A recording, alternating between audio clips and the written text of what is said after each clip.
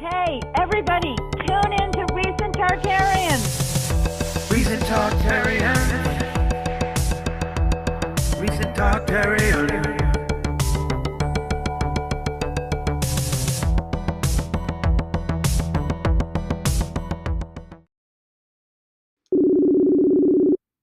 Yeah. Hi. Hey, how you been, David? It's working. Yeah, the audio is great. Well, it's perfect for me, but is it recording? Yeah. Are you sure No, about that? we're recorded for sure. Always on record. So Yeah, I want to what- I want to really quickly say though, because Yeah. it's been a while since we talked. And last time we talked, what, you had like 8 books out, and then I got a message from you had like 15 books out. What is Yeah, so? I've got 15. I'm working on the latest one called Skull and Bones. Oh, there you go. So nothing too controversial then. All the books are controversial. Yeah. But the thing is, let's start from the beginning. This subject now has become globally known as Tartaria. Right.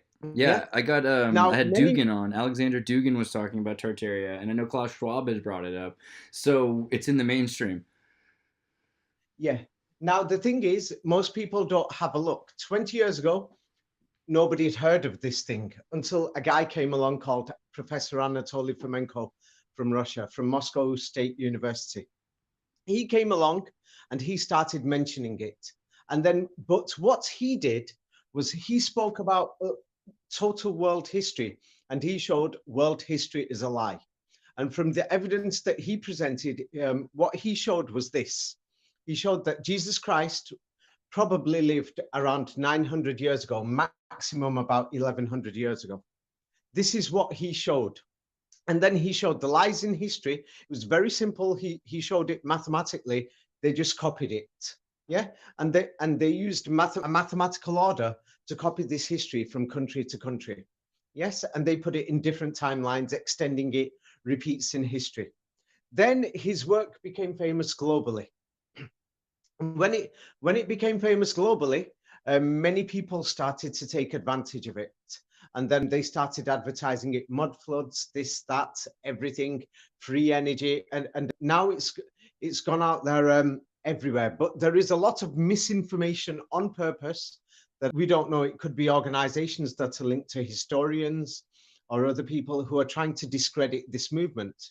Now, one, it is not called Tartaria, this civilization. It had several names, that people will have to seriously consider. Some people call it Tartaria. Other historians called it the Kingdom of the Mongols. Yes. Now, Anatoly Fomenko showed that the Old Testament history is actually the history of Europe and Asia. And this history is exactly the same as European history today during the Middle Ages and the history of what they call Tartaria. So some people have started calling this the kingdom of God or the rule of Jesus Christ. Now, another thing that Anatoly Fomenko pointed out was that this history was also similar to the history of the so-called Islamic world that suddenly went worldwide, or these Islamic empires, after the 6th century during the Middle Ages mainly. And so some people call it the caliphate. So really this global civilization doesn't have a name. Yeah, you can call it the kingdom of God. You can actually call it the kingdom of Israel that's written in the Old Testament, or you can call it the caliphate because it's in everybody's history. Yes? So Tartaria has just gone everywhere, but what everybody has forgotten to do is go back to the original evidence that Professor Anatoly Fomenko presented. Now, the biggest things that he presented that anybody can have a look at is that Jesus Christ lived around 1,000 years ago. And then he showed that on average, 1,000 years of fake history were added on. It was him who said it. And now many people are making videos, talking about it, commenting in so many groups online, but nobody is talking, where did this come from? Where is the evidence for this? If you want to see the evidence for this, it's in his books. And I've also put lots of his information and things that I've discovered myself in simple language. It's in many languages. I did it in simple language for the benefit of people who don't have time to have a look deeply into history. But there is a lot of misinformation, unfortunately, lots of lies. Yeah. So I'd read a bit of pan-Turkism or Turanism. I know that Alexander Dugin had talked about Turanism and Turan as this middle point, because we talk about also, I recently was looking at Peter Fleming's book Tales from Tartary, where Ian Fleming, his younger brother who wrote James Bond, he has this note at the beginning where he says, Tartary is not strictly a geographical term, and more than Christendom, or any more than Christendom is. Tartary is where the Tartars come from to Har, Europe and Asia. And there were so many different kinds of Tartars that the name has at one point or another held good for almost all the lands outside the Great Wall, from the Caspian I will make to Korea. that very simple. I will make this very simple. Now, around 1,000 years ago, the church and its allies invaded Europe. I call it an invasion because they went all over Europe with inquisitions. When people think of inquisition, they think of Spain. No, there were inquisitions in Scandinavia. Absolutely. The church and its allies did inquisitions in Russia. They confiscated every single book in the Russian Empire in the 17th and 18th century. There were inquisitions in Germany, in Holland, in England, in France, in Bohemia, Czech Republic. There was even the Romania. Gnostics had inquisitions against them waged because of the different groups of Christians. What they've done is they've just used complicating names, like, for example, in the Middle East, they're Arabs. But what they're going to do is they're going to use words that are difficult for you to understand, saying, hey, there's this group here, that group there, this and that group. When we're talking about Iraqis, they're just Arabs. Yeah, when we're talking about Americans, it's going to be difficult. Well, that's why I was bringing up pseudo-Turkology, because in the 19th century, there was a movement that was somewhat similar, and at least it had, the connections to Christianity in old Armenia and Istanbul or Constantinople as this source city connecting Damascus, and where Christianity was more European. This origin story that Jesus was in a European background, but also the Turkish background. Now, when people say it was European, exactly. What Anatoly Fomenko pointed out, it was more Euro-Asian, that he shows.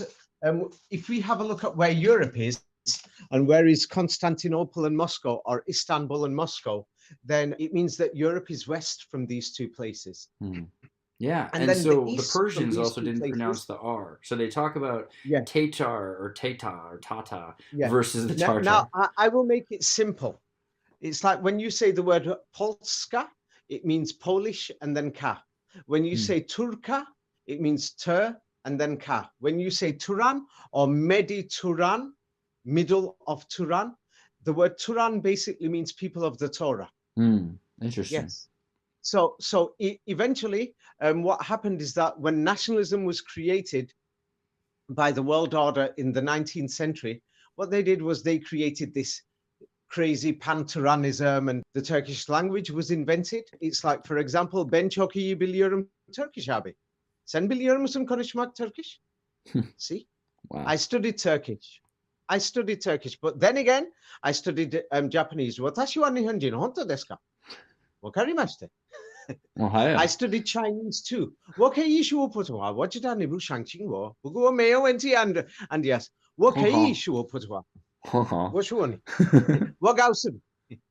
yes, so I studied many languages because I wanted to get to the bottom of languages. But then again, so now Tartaria is like tar and then tar on repeat. In ancient Iranian mythology, they referred to Tur as the son of the emperor Faridun. But now, if we're going to get to mythology, that's why the thing is, Anatoly Fomenko's books are important, but I made it simple. And in my new book, it's in the Renaissance book, but I'm updating that. If anybody sees that online, don't buy it. I'm updating it in my Skulls and Bones book, which is going to be ready within 2 weeks. Now, the thing is, what people don't realize is you can check even online.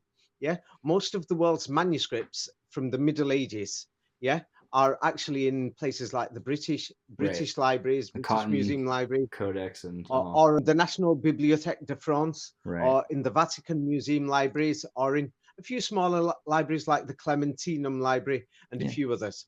Now, what most people don't realize is that when you check, you can check And they can't hide it because many people remember it, especially in the Balkans, that the church and its allies did all these inquisitions and they confiscated everyone's books in the last Right. 4, 5, 6 centuries. And then they rewrote history with their monks, the Jesuits, and everybody else. For example, almost all the universities in Europe, especially that's west from Ukraine, all the universities in Europe were set up by the Roman Catholic Church. And their allies, when I say their allies, they made agreements in the 15th and 16th century with the Habsburg royal families and others who eventually set up the Spanish Empire, the British Empire, and the French Empire, and the Dutch Empire.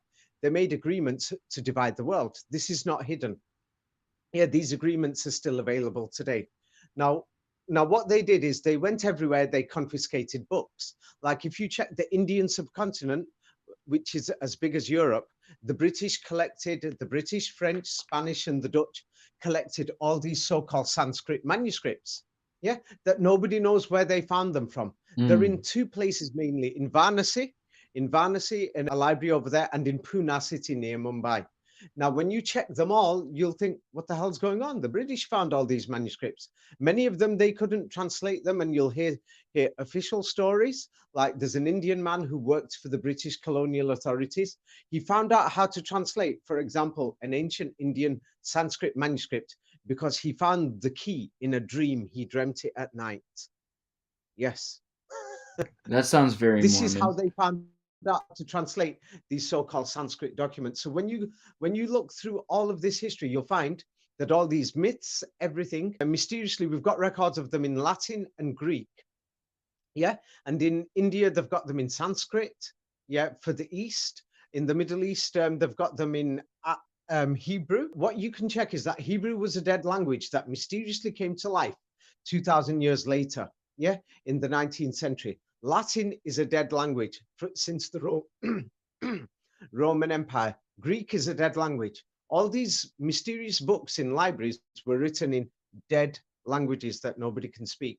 It's interesting Greek. how many of these books I've been looking into the British libraries and everything like Beowulf, etc. It's all we found it in the Shakespeare's tutor brought it to the Knoll Codex, and then it was the 17th century. There was a fire. Who are these people? Well, Ed de Vere. I meant Ed de Vere, but How you know do what I you mean. know Shakespeare existed? Well, They told us. Ed de Vere needed a fall guy. I was talking to Alexander Warr recently about this idea that Shakespeare is just kind of a cover story for this new language because they had to get rid of Frisian, Anglo-Frisian. The way people spoke before Shakespeare was introduced was different. Okay, you can mention Shakespeare now. If you went to another in France, they will say Victor Hugo. Wherever you go, they'll mention Tolstoy in Russia. Now, yeah, the thing is, what's up with Hugo? Because it's 2,400 pages of Les Miserables, and it's literally everything. Is it really one guy? Now, the thing is, when you check most of these books, mysteriously, they're all in the hands of like all these so-called museums. Mysteriously, have them all. Like people mention the Babylonian Talmud, or known as the Munich Talmud, Codex Hebraicus. Where are these books? They're in the Vatican. Where is the Mishnah Torah? It's in the British Museum. Yes. What the hell is it doing there? Oh, mysteriously, the Jews gave up their books and they gave it to the Vatican or to the British Museum. Yeah, so we can go through these. It's like when you go through the Portuguese Mishnah Torah. Let me just mention a few very fast. Where is it? In the British Museum. The Samaritan manuscripts, which are in the catalogue of Hebrew, they're in the British Museum. Manuscripts Hebrew de Lisbon, British Museum. You can just go on and on. Yeah, and when you go through them all, you start to think, what are they all doing in the same place? Right. And then there's the Sota Talmud. The Sota Talmud. You'll find that in the British Museum. Then there's the Nag you've got Hammadi. similar books like the Talmud. Yeah. These Islamic books that have similar Sharia law. Yeah, when you start looking for them, you find them in the British Museum or in the French Museum. In the Vatican Museum. That the Nag Hammadi didn't come out until 1945 is very telling. That we don't know anything about alternative Christian sects except for this book from 1945. Now, I was a crazy student when I was young.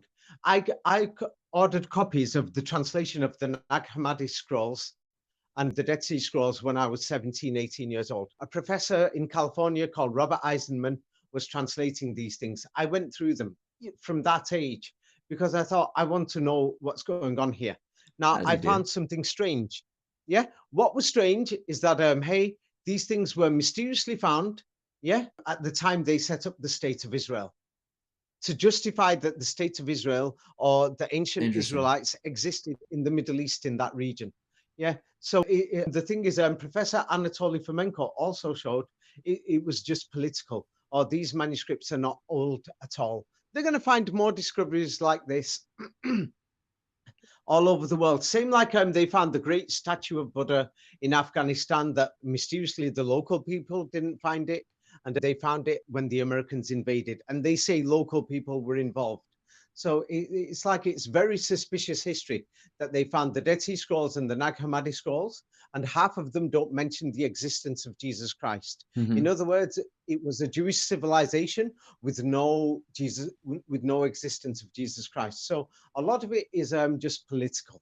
Yes. Right. Same like most people have never read Josephus, but Josephus's documents mysteriously don't mention Jesus Christ, and they're from around the oldest copies. They will say from the 15th or 14th century, but to me, it looks like 17th century. But I read that when I was 17, 18. Mm. Josephus writes Jewish Antiquities and the Jewish War. Right. Yeah. Yeah. I read it but because that's I wanted interesting to know not from a young age. reflect on Jesus. What does Josephus say in his history of post-Roman, or even just interim of Jesus's period? Now, this is the thing. That Josephus's history is similar to the Old Testament. Similar, but not the same.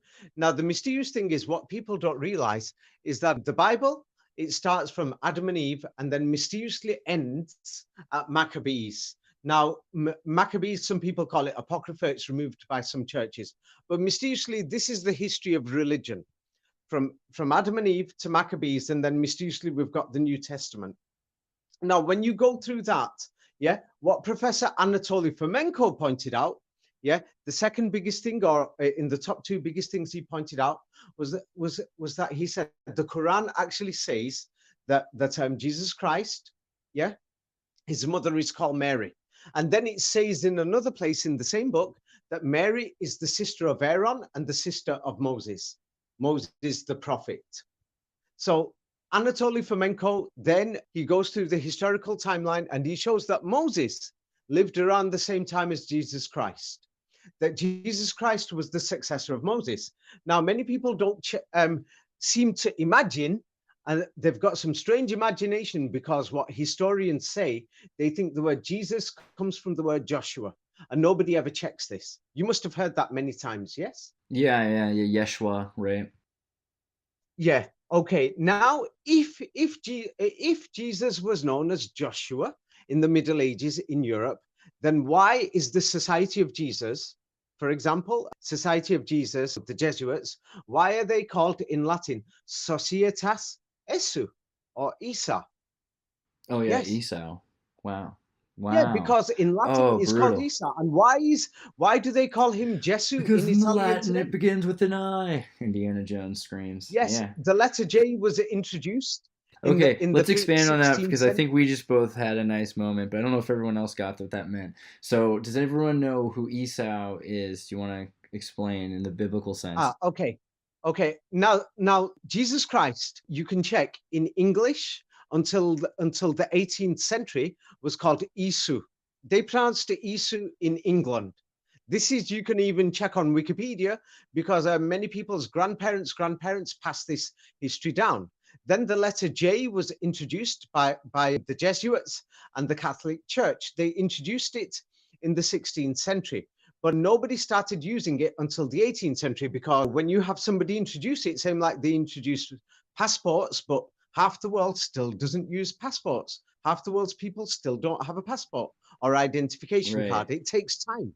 It's been 100 years already since they invented their and nicknames and system. Things, right? Like, because I think in like So Joseph in Italian, you can say Beppe, and it's like, so you're saying you think it's plausible that Esau, the older brother of the eldest son of Isaac and the older brother of Jacob, right? Jacob.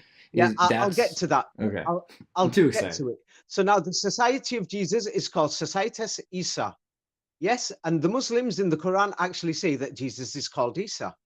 But now the thing is, when you look at the Old Testament, or what is known as the Tanakh, the Tanakh is the place where Moses, his successor, is mentioned. His successor is called, and Osa, it says that his nickname is Joshua. Yes. Wow. And then there's the real So Joshua many. who takes over after So Moses. Joshua's name is not even Joshua, even in the Bible, but nobody bothers to read it. But is And wait, it's Joshua is also, sorry, is Moses' Joshua, or is that not Joshua? yeah, Joshua is a nickname. It says Okay. that Moses called him Joshua. That was his Yeah, he nickname. He called him called him. Joshua. I remember. Yeah. Yeah, same like you're in America. Many people probably call you Andrew. Yeah, or they call me nicknames by accident, like Smurf or something. But America's weird. So if Oh, that's a Joshua is a cool name, nickname, it's actually. Muhammad was the sweet one you were saying in our last talk. Now there's more to it. It's Yeah, like it's a title. if you go to Israel today, a very common word in Israel every few minutes is somebody will say, "Is the bus coming now?" They'll say Emet, Emet. Yes. Yeah. So the word Ma means mother, and the word Emet means true, true. So when you say Mehmet, it means the mother of truth. When you say the word emet, this is in Hebrew. Now Hebrew is a dead language, and there is no evidence that nobody ever spoke it until the late 19th century, after the 1880s. Yes, so the word emet in Arabic is Ahmed. So when you put Ma means mother, Mahamed, what do you get? It means mother of sweetness, or the great sweetness. Maha means great in Sanskrit as well. So it just means the great truth. Now the strange thing is the Old Testament ends at Maccabees. Maccabees. In Hebrew, Maccabi, yes, or Machaba, means father and mother. Machaba, yes. Now the strange thing is his story is very similar to the story of the Prophet Muhammad. So and that's where the Old Testament mysteriously ends. And you can check the duplication of this history. The Maccabee, in the history of Maccabee, is very rarely mentioned amongst Jewish communities, or even in Israel in their educational curriculum. So it's like, but let me finish this thing about Esu. So the thing is, we know that this person did exist. Now, the question of him being the Son of God, the oldest documents that we've got of the New Testament are probably from the 15th century. And in the oldest documents, it says there were two men called Jesus at the time of the crucifixion. And it says one of them is called Jesus Barabbas in the Latin and Greek documents. And the other man was called Jesus Masih, the son of Jesus the Messiah. And it says that when the trial happened, when the Pharisees and the kings wanted him dead, yes, wanted him dead. When the trial happened, these two men were inside the building or the court of somebody called Pontius Pilate. And whoever Judah was, yes, did not see the selection of these two people. And then Pilate and his wife, they didn't want Jesus the Messiah crucified. They wanted Jesus Barabbas dead. Now, Jesus Barabbas means Jesus, son of the Father. Interesting. Can you believe Barabbas. this? On the day of the crucifixion, there's two men with the same name, and they look identical as well. It mentions these in the oldest written copies of the Gospels. Nobody mentions it. Nobody bothers to go through them either. Also, the irony of Yeshua meaning salvation. Like maybe by saying Yeshua, maybe they meant not to release, like give him salvation or something.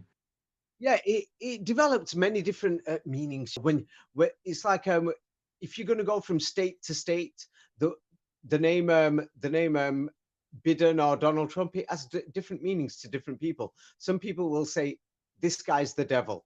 He brought out vaccines. Right. This yeah, guy I mean, Ra, is the savior. Ra is the Donald sun Trump god, is called and the Ra savior by many people. True. Ra means evil in Hebrew, and it's the sun god in Egypt. So it's all about which side of the line you're on. But the thing is, what we have to remember is when people mention Hebrew, they keep talking about it. We can't find modern the existence of a Hebrew language that was spoken until the 1880s, late 19th century. Well, Yes, in that you got a sense, also problem. it's interesting that they associate Edom, like red, in with Esau, because red, and there's also the land of Edom, like the Edomites, so it's like southwest. It's basically Palestine, right? Like on the Well, when Mediterranean you're Sea. going to say that, now this is going to really shock you. Yeah. First, you mentioned Isaac and Esau, so now I'll answer that. Sorry, it took me time to finish the other. The invention of the story of Isaac and Esau is to show the war between Jacob and Esau, and then Jacob is supposed to be the ancestor of the Jews, and Esau is supposed to be the ancestor of the Christians, Esau. So this was a myth that was added on to the Old Testament, and the Old Testament, we can't find copies of it older than the 15th century. They're going to say there's carbon dating to date it probably 14th century, but we can't find any written copies older than that. Now, when we go back, so Jacob is supposed to be the Jews. Now, there's all these myths that are going all around the world saying Jewish banking, Jewish bank controllers. And then there's stories of Jewish rituals. The Jews are doing this, the Jews are doing that. Yeah, now this tradition started in the Middle Ages in Europe and Asia. So if this tradition was there, it means that something happened during the Middle Ages and 16th century, 17th century, that everybody was saying Jewish bankers, Jewish moneylenders. Like Okay, let's the end of look the at the period of American. Maimonides and the beginning of the Jesuit banking period. Yes. Okay. Now it's not very hard to see what's going on. The global money is, everybody knows, 60 to 80% of the world's money is controlled by the dollar. Central banks have reserves in the dollar. You can check central banks around the world. Now, a simple investigation of the dollar, there's a pyramid and an eye. Yeah. Then when you go to the Moscow Kremlin, you'll find the same pyramid and the eye. Then when you look at the Vatican churches, for example, the four major churches, one of the four major is Papal Basilica of St. Mary Major in Rome. Yeah, you'll find the pyramid and the eye. The pyramid and the eye is all over the Catholic Church. Yes, and even Orthodox churches. So they are the people who control the dollar. Now, many people don't know what is the Inquisition. So I mentioned this before. Now, the Inquisitions were controlled by a group of people called the Catholic Church. Now, what many people don't know is, I'll say this accurately because I don't want to make a mistake, is the Inquisitions, the insignia of the Inquisitions, you can check it online, is called Exurge Domine Judica Causam Tuam in Latin. Now, I'll translate that in simple English. It means, they say it's from the Psalms or the Psalms in the Old Testament, but the Psalms are a forgery also. And that actually says, arise, God or Master, and judge your own cause. The word exurge means get up. The word domine means Lord. But the word domine in Latin actually means master, or the people who dominate. And then it says, arise, judica, judge your own cause. This was the Inquisition. And the judica was a group of priests, bishops, who were killing people, burning them, saying, hey, you don't want to bow down and say that Jesus Christ is the Son of God, burn him. Yeah. Or when they burned people, they pierced their body so that the blood came out, they collected the blood.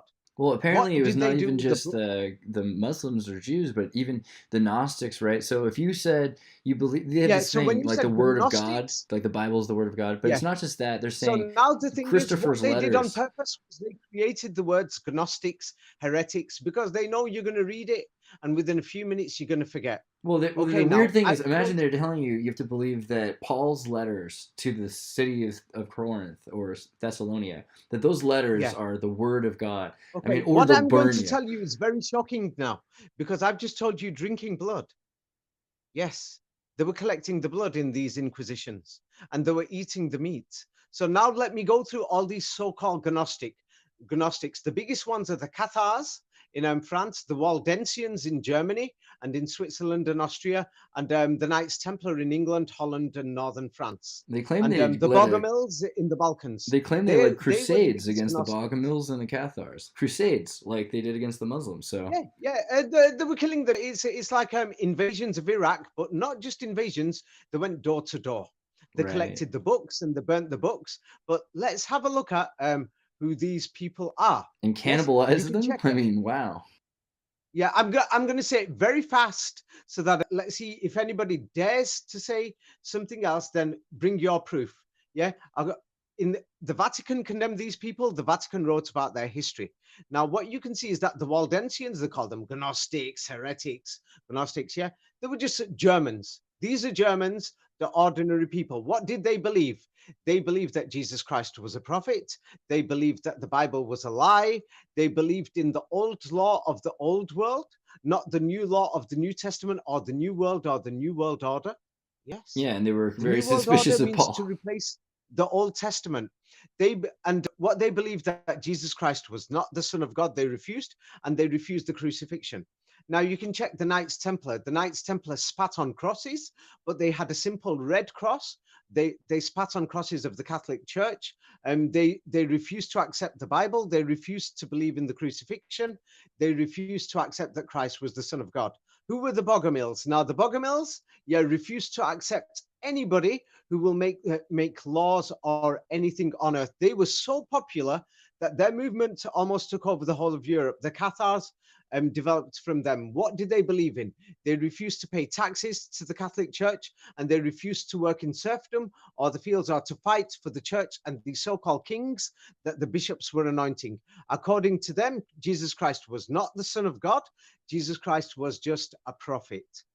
So when you say just a Doesn't this sound prophet like and then not Islam? crucifixion, what do they don't what do they mean they don't They believe he was rejected the crucified or crucifixion. didn't rise again? They rejected the crucifixion. The Like he never Serbians, was the even Croats, crucified, you're saying, in their yeah, beliefs. they said he was just a man, and they said this he was just a man. He had no church. He had no representative. Now, what most people don't know is now going back to the Judaica. This is important because now the Jews are being killed all over Europe. So the Jews are being killed. They're always being expelled, but mysteriously they've got all this cash for banking. But they're being killed. They're being taxed heavily. So it's impossible. They were the bankers, and the church was called the Judaica. The church collected the taxes. They were known as the Jews. The church, the Vatican, and their priests were called the Judaica, a Jew for short. That's who they were. Like, for example, there's Professor Julie Mel from North Carolina University. She's even pointed out, she looked through many, many records from the Middle Ages, and she couldn't find a single one to prove that these so-called Jewish moneylenders existed in the Middle Ages or the Renaissance. And then we've got Professor Henry Atslan, yeah, who's Jewish himself, and he's French. And he even said, I can't find the existence of a Jewish religion until the Middle Ages, and it was invented. Who invented the Jewish religion? We've got a problem. Well, Even there's an Anatoly interesting. Fomenko. I was just Yeah. looking at that movie with Charlton Heston, The Ten Commandments, and Yul Brynner's in it, right? And they've got a bunch of little hints to this idea that the Egyptian or Kemetic priests of Set, who Set's considered a god of the foreigners and etc., the Hyksos connection, that there was they brought an Arab tribe, a Semitic tribe, out of this area, and they Stockholm syndromed them for 40 years and got rid of the grandparents, right? Because even Okay. Moses couldn't go to the new land. Okay. So far, I've been talking about history to you. But now, since we last spoke, in the last 5, 6 books that I've published, I published a book on ancient Egypt, ancient Greece, another book called Code 19. I guarantee you are going to be trying to contact me like crazy. Now, I'm going to tell you about the Hyksos. This is going to totally break your heart. How do we know how to translate ancient Egyptian hieroglyphics? They say that when Napoleon Bonaparte went to Egypt on the 19th of July, 1799, they discovered the Rosetta Stone. Now, Chichen Itza, the pyramid, Chichen Itza in Mexico, yeah, that pyramid is oriented, whoever built it to face 19 degrees east from north. Now, the Chichen Itza pyramid, yes, let me go through it now, is based on the Mayan calendar. The Mayan calendar has got 19 months. The 19th month is the unlucky one.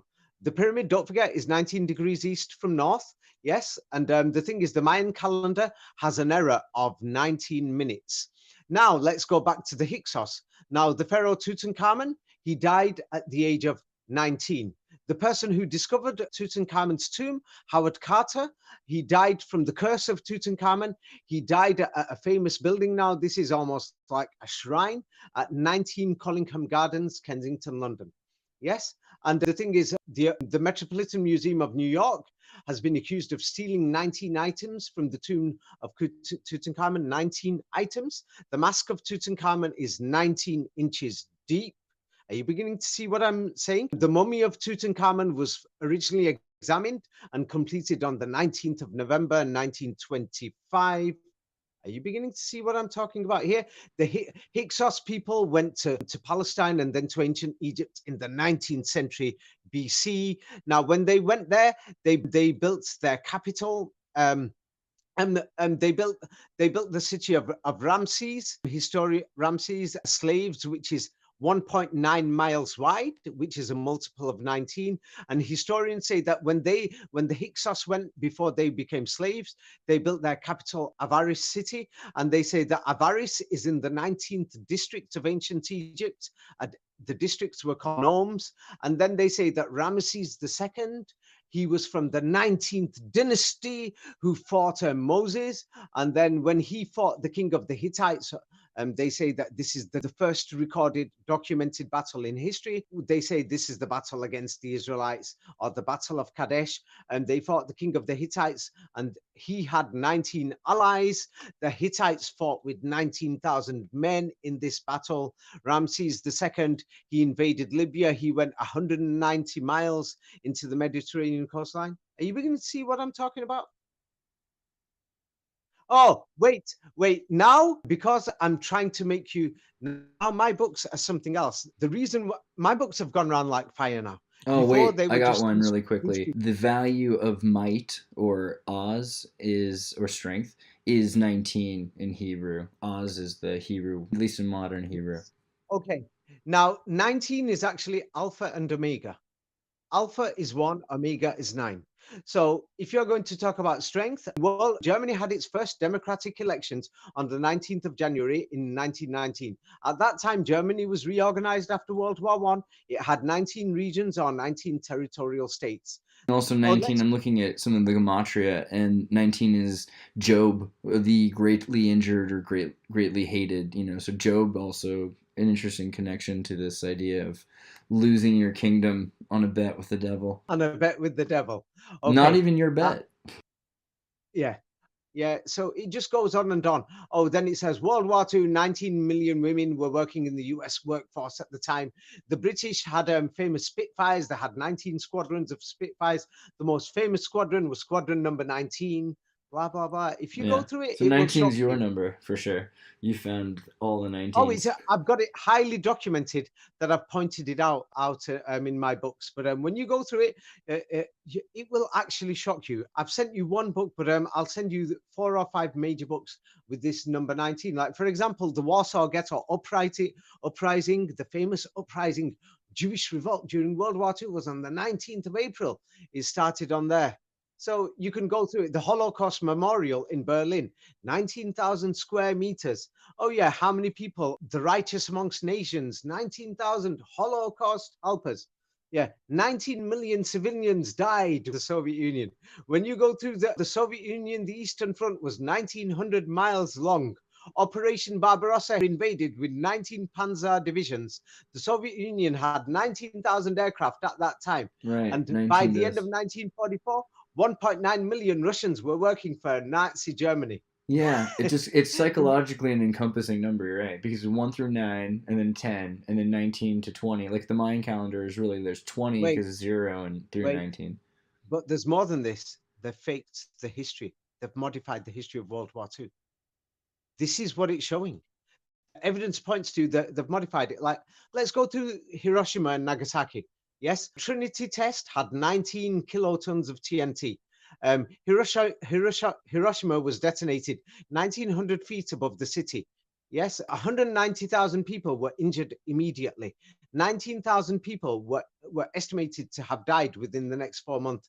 The blood samples of 19 survivors were taken for radiation illness, examined on 30th of August to 4th of September, 1945. Nagasaki produced 19 kilotons. And then they wanted to do another nuclear bomb if the Japanese didn't surrender on Tokyo, 19th of August, 1945. But that plan was scrapped. Around the time of coronavirus, 190,000 survivors of the atomic bombs were still alive. Oh, if you went to Israel, Israel. 190,000 Holocaust survivors were still alive in Israel at the time of coronavirus. Hiroshima Peace Museum has 19,000 items. Oh, the same thing is in Chernobyl. 19 miles of exclusion zone were created for Chernobyl. 190,000 kilometers of highly radioactive material was in the reactor at the time it happened. Gorbachev made his first comments on the 19th day of the disaster. I'm being serious to you. There's something more to this. Yeah. Oh, when you go through it, you'll turn around and think, what the hell is going on? The D-Day landings, 19,000 tons of bombs were dropped in area north and west before the D-Day landings. 19,000 people died in Normandy due to the Allied bombing before the D-Day landings. 19,000 troops died during D-Day landings on 6th of June. They say, even if it's true or not, 190,000 rounds of ammunition were fired from Allied warships between D-Day landings and end of 1944 to help the D-Day landings. 19,000 vehicles were taken by sea on D-Day and D-Day plus one across the English Channel. Another 19,000 vehicles were taken by air. Oh my God! Are you beginning to see what I'm talking about? So yeah, you think that the 20th century, even not even just the past, like what do you think they've changed about World War II? What they've done, 19 is mentioned in the Quran. It gives you a warning and it says, look for it, and then you will know what is the truth about everything in life and the truth in history and the truth in death. It challenges you. This is how I found the code. September the 11th, 19th hijackers. They said the 9/11 Commission report says 19 minutes past 8. There were reports of aircraft hijackings. 19 minutes past. Defensive action was taken by the U.S. authorities at 19 minutes past 9. 9/11 Commission. They on purpose had 19 days of hearings. Yeah, 19,000 people were estimated maximum inside the Twin Towers. 19,000 body fragments were found after the attacks. Who the hell counted all these body fragments? Wow, I can't believe I never looked into the Quran's 19. This is crazy. The God's miracle of 19 in the Quran. But it's not nothing to do with just a miracle. Many people are going beyond. And they're going out of their way with mathematics. Yeah, there's like dozens and dozens of miracle proofs on mathematical science. What? So basically, every mathematician in ancient Sufi tradition is obsessed with the number 19. This is far more than I expected to find in the number 19. So now Anatoly Fomenko, he started this Tartaria movement. It's basically due to him. He's a mathematician. Now, when I read his works, I examined it. I started reading it many, many years ago. Now, he started showing how they rearranged history and falsified it using mathematics. Now, mathematics, when you graduate, yes, you have a cube on your head. A cube and Allah is Kabbalah. Yes. Now, a cube works three-dimensionally. Now, the flower of life has got 19 circles. Yes, now the flower of life actually forms a cube. That's why in Mecca there is a cube. Now, when people graduated in the Middle Ages, and these people, the Knights Templar, the Cathars, or they've given them strange names, I'm going to call them the French, the English, the Germans. The local people had the same beliefs as Muslims, mysteriously. So nobody's going to call them Muslims. Nobody will. But it's clear that they were Muslims. In the Balkans, there were Bogomils. They got rid of them. Yeah, they killed them and they gave them these new documents. Because they're like para-Islam, because of like Song of Ronan, you've got the Templars and the Ottoman kings or whatever. They're working together. But then the lower people. Now the Templars, nobody's asking what language these Templars spoke. Right. You can check it online. They allegedly spoke French, but they mysteriously spoke Arabic too. Right. Which is strange. Nobody seems to talk. In Moscow, Anatoly Fomenko, and then there's a woman called Sylvia Ivanova. I don't agree with everything that she says, because some people say that she says some things that are racist about race mixing. Yeah, but the thing is, and she talks about Sanskrit documents, which the British have compiled, but she points out that Arabic was a language in the Balkans. Now, I'm not sure where she's from, but the thing is, but she sounds like she's from Bulgaria. Now, in Bulgaria, it is known that the education system there that they have in the Balkans is actually very anti-Turkish. Yeah. Now, for somebody like her, from her research, to point out that Arabic was the global language, yes, was a major part of the global language, and there were other dialects. And it's known that the Inquisition was burning books, and all the books in Europe were all in Arabic.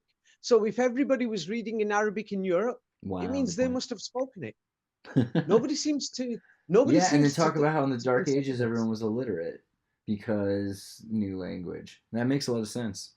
Yes, that's it. So now when we get back to the cube, about 19, now Anatoly Fomenko got rid of the superstition of mathematics and said, here is charts. It's just simple maths. You don't need to be superstitious. You can have a look. They copied history. They used this mathematical timeline.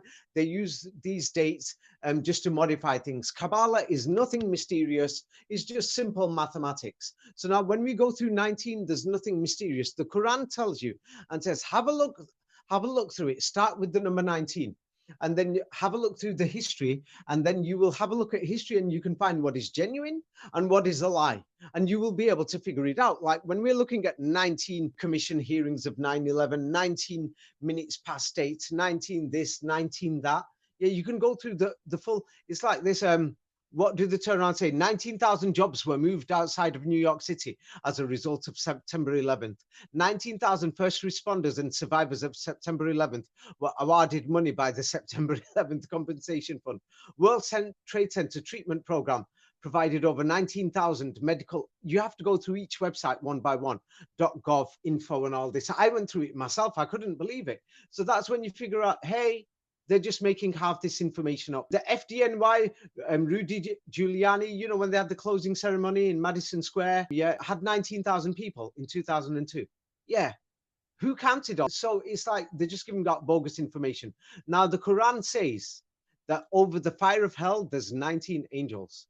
And then it says, it tells you that when you look through this number 19, you will know what is the truth in history and what is the truth about everything.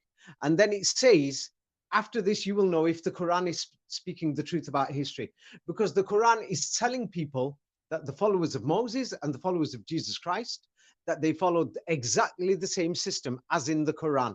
I'm not That's very talking about interesting. modern Muslims, because modern Muslims have something else. But when we look at the Waldensians, or the Waldensian so-called Gnostics of Germany, yeah, they didn't believe that Jesus Christ is the Son of God. They didn't believe Jesus Christ was crucified. They say the Bible was written by people who believed in the devil and things like this, So or whatever. if like Yeah. Moses, okay, so if Moses comes from this Egyptian priest family, this Kemetic priest family, and then grabs this people and creates this, what do we know then about? Because you've shown ample evidence in your books about Egypt's modern origins. A lot of the architecture Yeah. is sort of like World Fair stuff, and we've seen metal bolting Yes. things together. Yeah. And Yes. about So now, for example, in the Vatican Museum, they've got these Egyptian mummies there. Yeah. Now they control the press, they control historians, they control scholars. But one or two scholars spoke out a few years ago, and they said, "Hey, these Egyptian mummies, they're fake. Yeah, the dead bodies, we've tested them, and it looks like they're from the 16th century." And the full mummy wrapping and everything was done only in the 19th century. which is A, Yes. kind of So sad because so they now lied, you but B, mentioned it's Moses and the terrifying that ancient they're saying they're Egyptians and the mummifying people in priests. the 1600s, basically. Yeah. That's the next level. So after the Inquisition or during Oh, the Inquisition, they yeah. Now mummified some you people. now yeah. So I'll mention about ancient Egypt. Now in my book Ancient Egypt, I've written a book called Ancient Egypt that's out right now, and that mentions the number 19 in ancient Egypt. That goes through the fraud of ancient Egyptian history a lot more, and the book called The Matrix. The Matrix continues that, and the new book Skull and Bones. They show that there is no doubt that the civilization of ancient Egypt was during the Middle Ages. Now, if people don't want to read my books, you're welcome to read Anatoly Fomenko's books. He goes through it in so much detail, that hundreds and hundreds of pages. And then there's Velikovsky. He goes through this information too, and many other people. And they go through it, that you can check it. And my books, you've seen, I wrote them so easily. Instead of putting references on the end, every point I make, I didn't do a screenshot, because you know what they'll say, copyright infringement.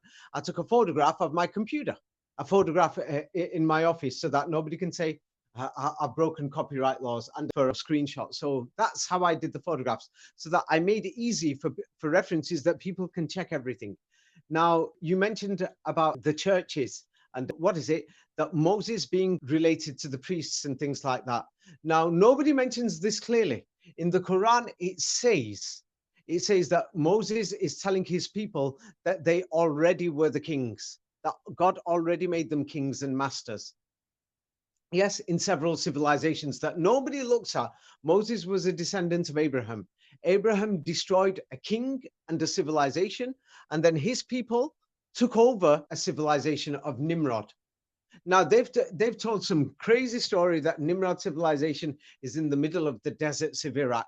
Yeah, but Anatoly Fomenko has shown that this civilization was in Europe. Yes, so the thing is, who Moses was and what he had to do with the Egyptian royal family is a lot deeper.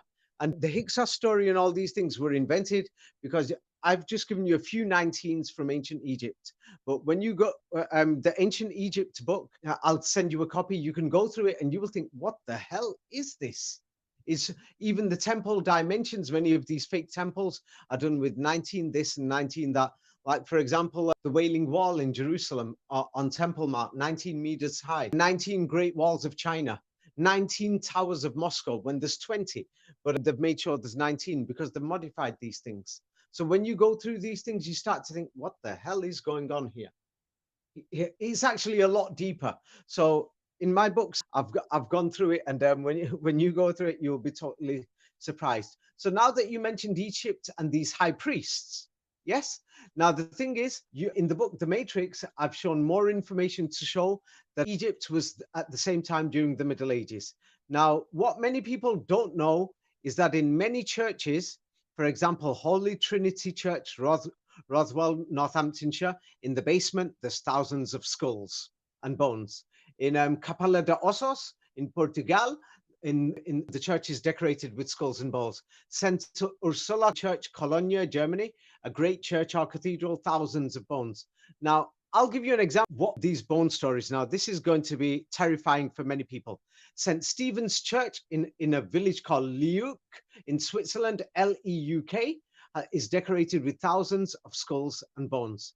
That nobody knew these skulls and bones were there. It's in a village. Nobody can explain it. It was discovered after 1980. What were they doing in the basement of this church? It makes no sense. St. Bravo's Cathedral, a great, huge cathedral in Belgium. The walls underground are actually built and constructed with human skulls and bones. Yeah. So the thing is that the church is not what we think it is. People are talking about this so-called free energy. Tell them to study the skulls and the bones. Saint Hilaire Church, Marville, France. Si vous habitez en France, moi je parle français, monsieur. Si tu veux, je parle en français. C'est pas difficile pour moi. I speak French also, monsieur. I told you I studied too many languages. So when many people speak about gematria, etymology, the average person will study a few things. They've not gone out of their way to study many languages. Right. And the Balkans, sen çok iyi biliyor musun? Ben iyi, çok iyi. Well, really Çok quickly, şaşırdım. it's interesting. I was just thinking, I'm wrapping my head more around 19, and I'm thinking about how the 19th century, or the 20th century is the 1900s, right? And it's very similar in the sense of the Mayan calendar. I never really considered this, but the Mayan calendar Yeah, the is Mayan that calendar 0 is a to fake. 19. The Mayan calendar is a fake. Wow. Now, the thing is, I will tell you why, because most people don't realize. The thing is, you said 19th century and the year 1900. Okay, in the year 1900, there was a city. I wrote a book about this. It's called Tatar City, the book. I wrote a full book about it. Yeah, many people will probably think it's not important. It's in Beijing. It's in China. Now, Beijing. Today we call it Beijing. Before it was called Peking. Now, if you look at many maps from the 19th century, it's called Tatar City. This is strange. The city is actually called Tatar City, and if you check through the history of that city. Yes, the history of that city, they've modified it a lot. And there's pictures of battles, the British and the French invaded. That city fell in the year 1900. Right. This is why they decided to call, that was the last Tatar stronghold globally. Tartar and that's City. why they called, yes. Beijing, Peking, Tartar City. That makes way, yeah, And now the thing is, if we want to talk about these so-called Tartaria, then we don't have to go back 1,000 years ago or 500 years ago. We've got something from 100 years ago. Now, Beijing, when you look at Tiananmen waterways, canals, and there's 19 kilometers of underground tunnels, 19 again, yeah, or 19 miles. I forgot if it's miles or kilometers. Yeah, you can check it out, an underground city. Now, Tiananmen looks so amazing with the waterways. Nobody's asking who built this. The water. Yeah. The thing is about Tatar City, yes, when the British and the French went there, the British army went there, but the so-called British Empire that nobody talks about, these British soldiers that went there, they were all Indians. Nobody. So to understand the New World Order, everybody, India itself, when the British gave independence, it was created with 19 states, same like there's the 19 states in the Eurozone. Wow. Yeah. So looking So at now the Britain thing that is, way there is were all these changing. We were talking about states. France and the Caribbean, but yeah, India was a state, and so much of South Africa. You look at J.R.R. Tolkien, the guy who translated Beowulf. He's he's a Tolkien. British guy, but he's a African British guy. Yeah. So basically, Yeah. are you Yeah. saying though they were Anglo, or were they just British by But being members of the empire? now the thing is, when you look at the first people to mention the New World Order or the new system, there's two people. The Vatican insisted on the new system or the New Testament, yes, and then they wanted a new world, yes, and they made contracts with it saying we're going to take over the world and divide it between us, and that's why there were colonial empires that started invading Europe and attacking everywhere after the 16th century. Yes. And then the thing is, the Indian army, we don't know. They say this Indian army was controlled by the British and the French. It's invaded Beijing, and American soldiers came, Russian soldiers came, Japanese soldiers came, and Chinese soldiers who were working for the British, French, Germans. The whole world invaded Beijing in the year 1900. And the thing is, what most people don't realize is that half the people in England and other places, they didn't bother to follow this calendar that is taught in school today, because many people didn't go to school in 1900 and they still lived in villages. So the thing is, after that date, we have the official calendar 1900. They chose the number 19. That's why they called it the 19th century. Now, Interesting. until you read my books, you won't believe this. Yeah. Or every single year, from the year 1900 to 1999, they chose it on purpose because they wanted to use the number 19. And now that they know that they cannot use the number 19 anymore after the year 2000 came, so now they found an excuse to use the number 19 everywhere. In So they've made 2019, sure brutal 2019, of course, reset. no COVID, Yeah, Corona. yeah, that's what I mean. Yes. So now everywhere you go, you must see the number 19. So who is they? So now I will tell you more. Then they called it this disease called corona. And the word corona actually means crown or Quran. Yes. And then they said for a protection, you wear a mask. They planned this more than 100 years ago, more than 200 years ago. Mask Yeah, I've been noticing the protection mask means thing is mosque. really, I don't know why more people Mosque. aren't launching on that. Because Protection France, mosque. remember France was like a year, Wait. What 2018, you they don't were seem to arresting people understand for is, going to the beach wearing masks. And then after that, they made everyone put them on. It's like vapor Sharia. wait. It's because you don't know what this war is about. The disease is called the corona psychologically, the Quran. And wear the mask. And people said no masks, no mosques, no Oh, interesting. corona. There's more to it. It's because when you look at the So wait, Bible in wait. Do the you Old think the Testament, mask is a good thing then, or what? I mean, in terms of the religious aspect, ought we be what? right? What's up with the I will mask? I will tell you now. If there is chemical weapons in the air, then a mask is a good thing. Yeah, I mean, If there there's a is nothing fire. I had a there, then mask. a It was mask the is first not time I needed it. I was necessary. excited, but Yeah. if you're, is If there but a religious reason? Should you wear it? What's the religious aspects? I saw some books from Jesuits in the 1500s where they went to Tartary, and they show people wearing the masks. Like they have even women in the hijabs. So apparently yeah, it's a thing that yeah, existed. yeah. Now now when you look at the Jesuits went to Eastern Europe, Tartary they claim started after Poland. Now the thing is, what Anatoly Fomenko did was this. He checked the majority of the coins in Europe, and the majority of the coins in Europe, for example, Sweden, Finland, Norway, the majority of the coins, one, are Arabic.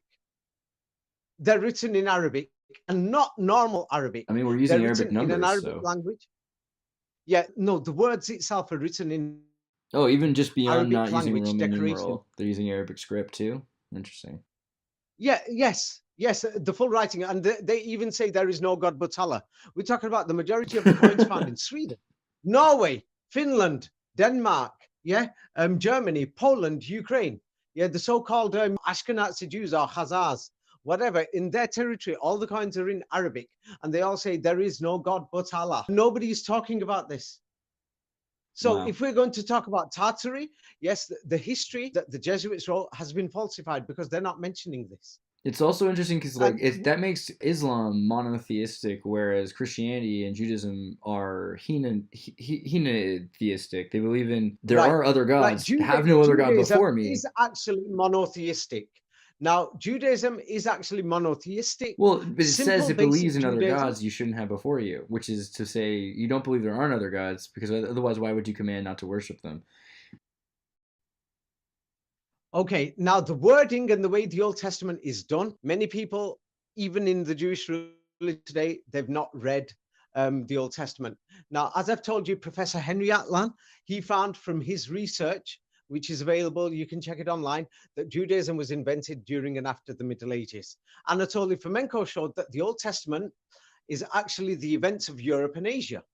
So if the Old Testament is the events in the history of Europe and Asia, yes, and of the Middle Ages, then this means the Old Testament must have been written and completed after the New Testament and after the Middle Ages and the Renaissance finished. This means Judaism as a religion could not have existed before the 15th, 16th century. Yes, we have a problem. So everything's Yes, changed, and it does sound like because you look at these cities and these ancient cities or these world fair cities, they have this very cult, I guess you could say. There's a new religion that's being developed around it, and it seems you look at these yeah, the Nordic new religions are religion based is on going a bit Hellenism. too far. For example, there is many people who are now exaggerating, saying that yes, there are buildings that are buried. Several floods happened for different reasons, for industrial reasons, for land modification reasons in the last 400-500 years. There have been floods in some civilizations, but many people are there was floods and other things. Many of them were due to industrial reasons and for mining. Right. You Yes. look at So I've California, written a for book. instance. It's like the Aral Sea. It's been completely Yeah, feedback looped from the yeah, lagoon area into yeah. And the hydraulic mining in California. turned to Yes, it lagoons to is a very deserts. good Right. example. But the thing is, many people are going too far. Like for example, the average person, like I mentioned that the skulls and bones in churches, yeah, people have not studied churches, and many people are just saying these buildings are energy buildings. Well, many churches have skulls and bones, broken ones hidden in their basements. So what type of energy are we talking about? Ghent Cathedral has got walls made of bones, Right. human bones. So what is okay? So you were So writing a book right now with the Skull and Bones. What have you found? What do you think that it really comes down to, and what is the lore? what does it come down to? Now, the Quran says a different story about technology. Now, the thing is, according to the history that the Jesuits have written, and they modified these Arabic documents and everything that were in Europe, yeah, there's the subject of alphabet, alchemy, yes, algebra. Yes, now alchemy is to do with, they say it's a secret science and it's to do with separating metals. In other words, you know, what we're using to create iron oxide, to create steel, etc. And they say it was a secret. The Quran says it was no secret. Now, according to official history, they say that alchemy was discovered by the Arabs and they wrote about it. That's why it's called al-Shemi and chemistry, and the Arabs were the masters of that. But the Quran says a different story. The Quran says God gave this information and this technology, that God sent angels, whoever they were, whatever an angel is, some of them come in human form, the Quran says. And it says that God gave alchemy. And we find statues of King David in Renaissance Italy, all with Arabic writing. But the Arabic writing is not normal. It's Kufic Arabic. And the strange thing is, on purpose, historians call it Kufic. And they say it came from a city called Kufa in Iraq. And this city, we can't find it to exist before the year 1900. It's an empty field with a building, that just one building there. So, and the word Kufic actually in modern English is cubic, cube or square, Kabbalah. Yes. So the thing is, it was a digital writing. Now, what is even stranger is this. The oldest Arabic documents and manuscripts that we can find, many of them are written in Kufic, and the original Quran was written in Kufic. Now, Kufic actually is exactly the same like a QR code. You've seen a QR code, haven't you? Right, Yes. right. Now, a QR code, they tell you it means Q something. I've forgotten what it stands for. QR, I've forgotten. But nobody wants to say it means, they pretend and say QR means, let's see. QR means, let me quickly check, quick response. But anybody who knows old world secret history will know that QR comes from the word kara. In Hebrew, kara means read. And a QR code is something that you read. The word Quran is plural for the word Qura. Some have and it just associated means Q read. with chi as well, like Chiro, Kira.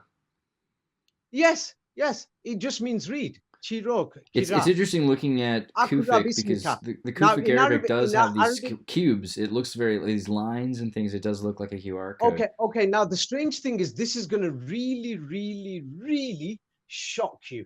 Yeah, that this is totally going to shock you. That when I first started studying this, I was around age 15. That I thought, what the hell is going on?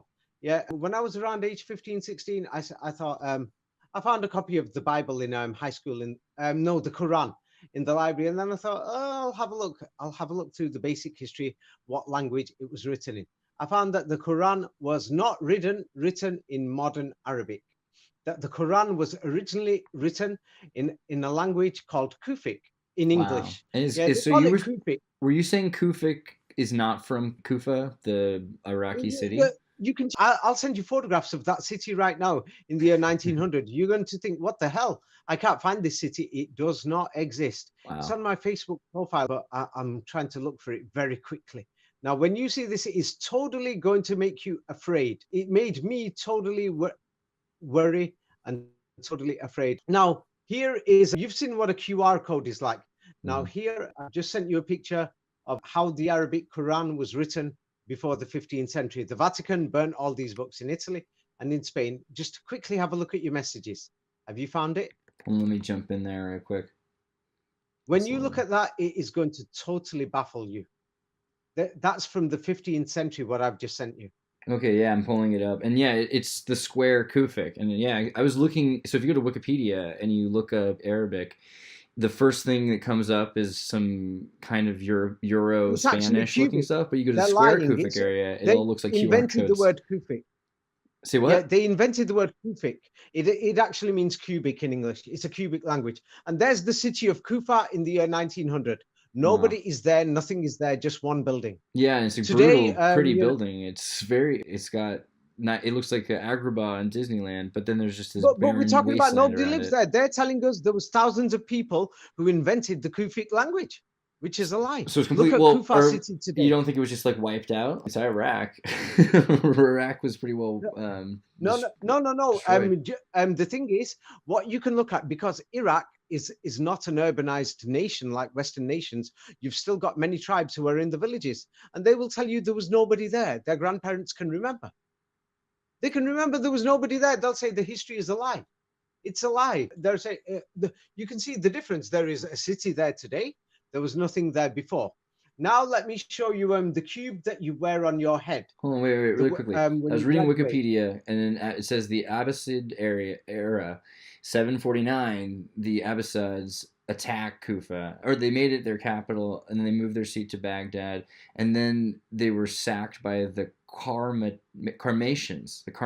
Yes, in 905. They've made all these words so difficult and everything. Now I've just sent you 2 more pictures. But do you think that it's plausible that like there was a large city that just never recovered after it's been centuries since it recovered?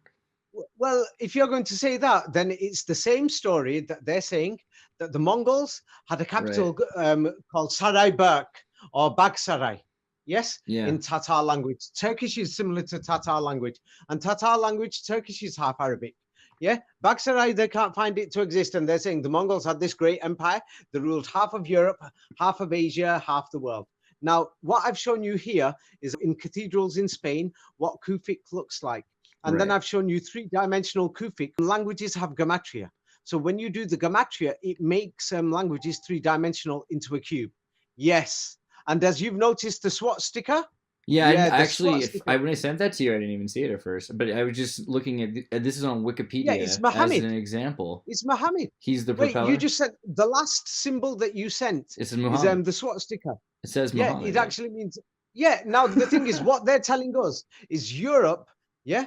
Found the swastika far away. They went all the way to Tibet, and that's where they found the swastika. And they never noticed it along the walk, right?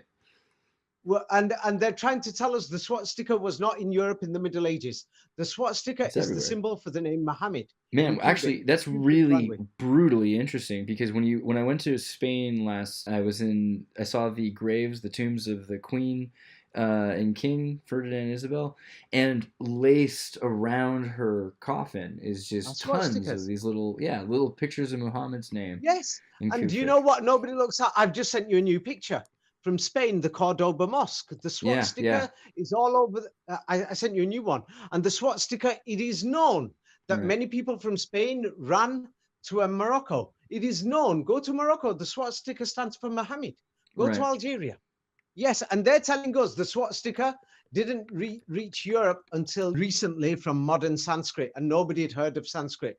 The swastika, it was in Europe, and the common people, the villagers, they loved this symbol. It stood for Maha Emit, the great truth, Muhammad. And that's why they made sure that symbol became evil. They created Hitler and his gang. They controlled everything. They destroyed that symbol.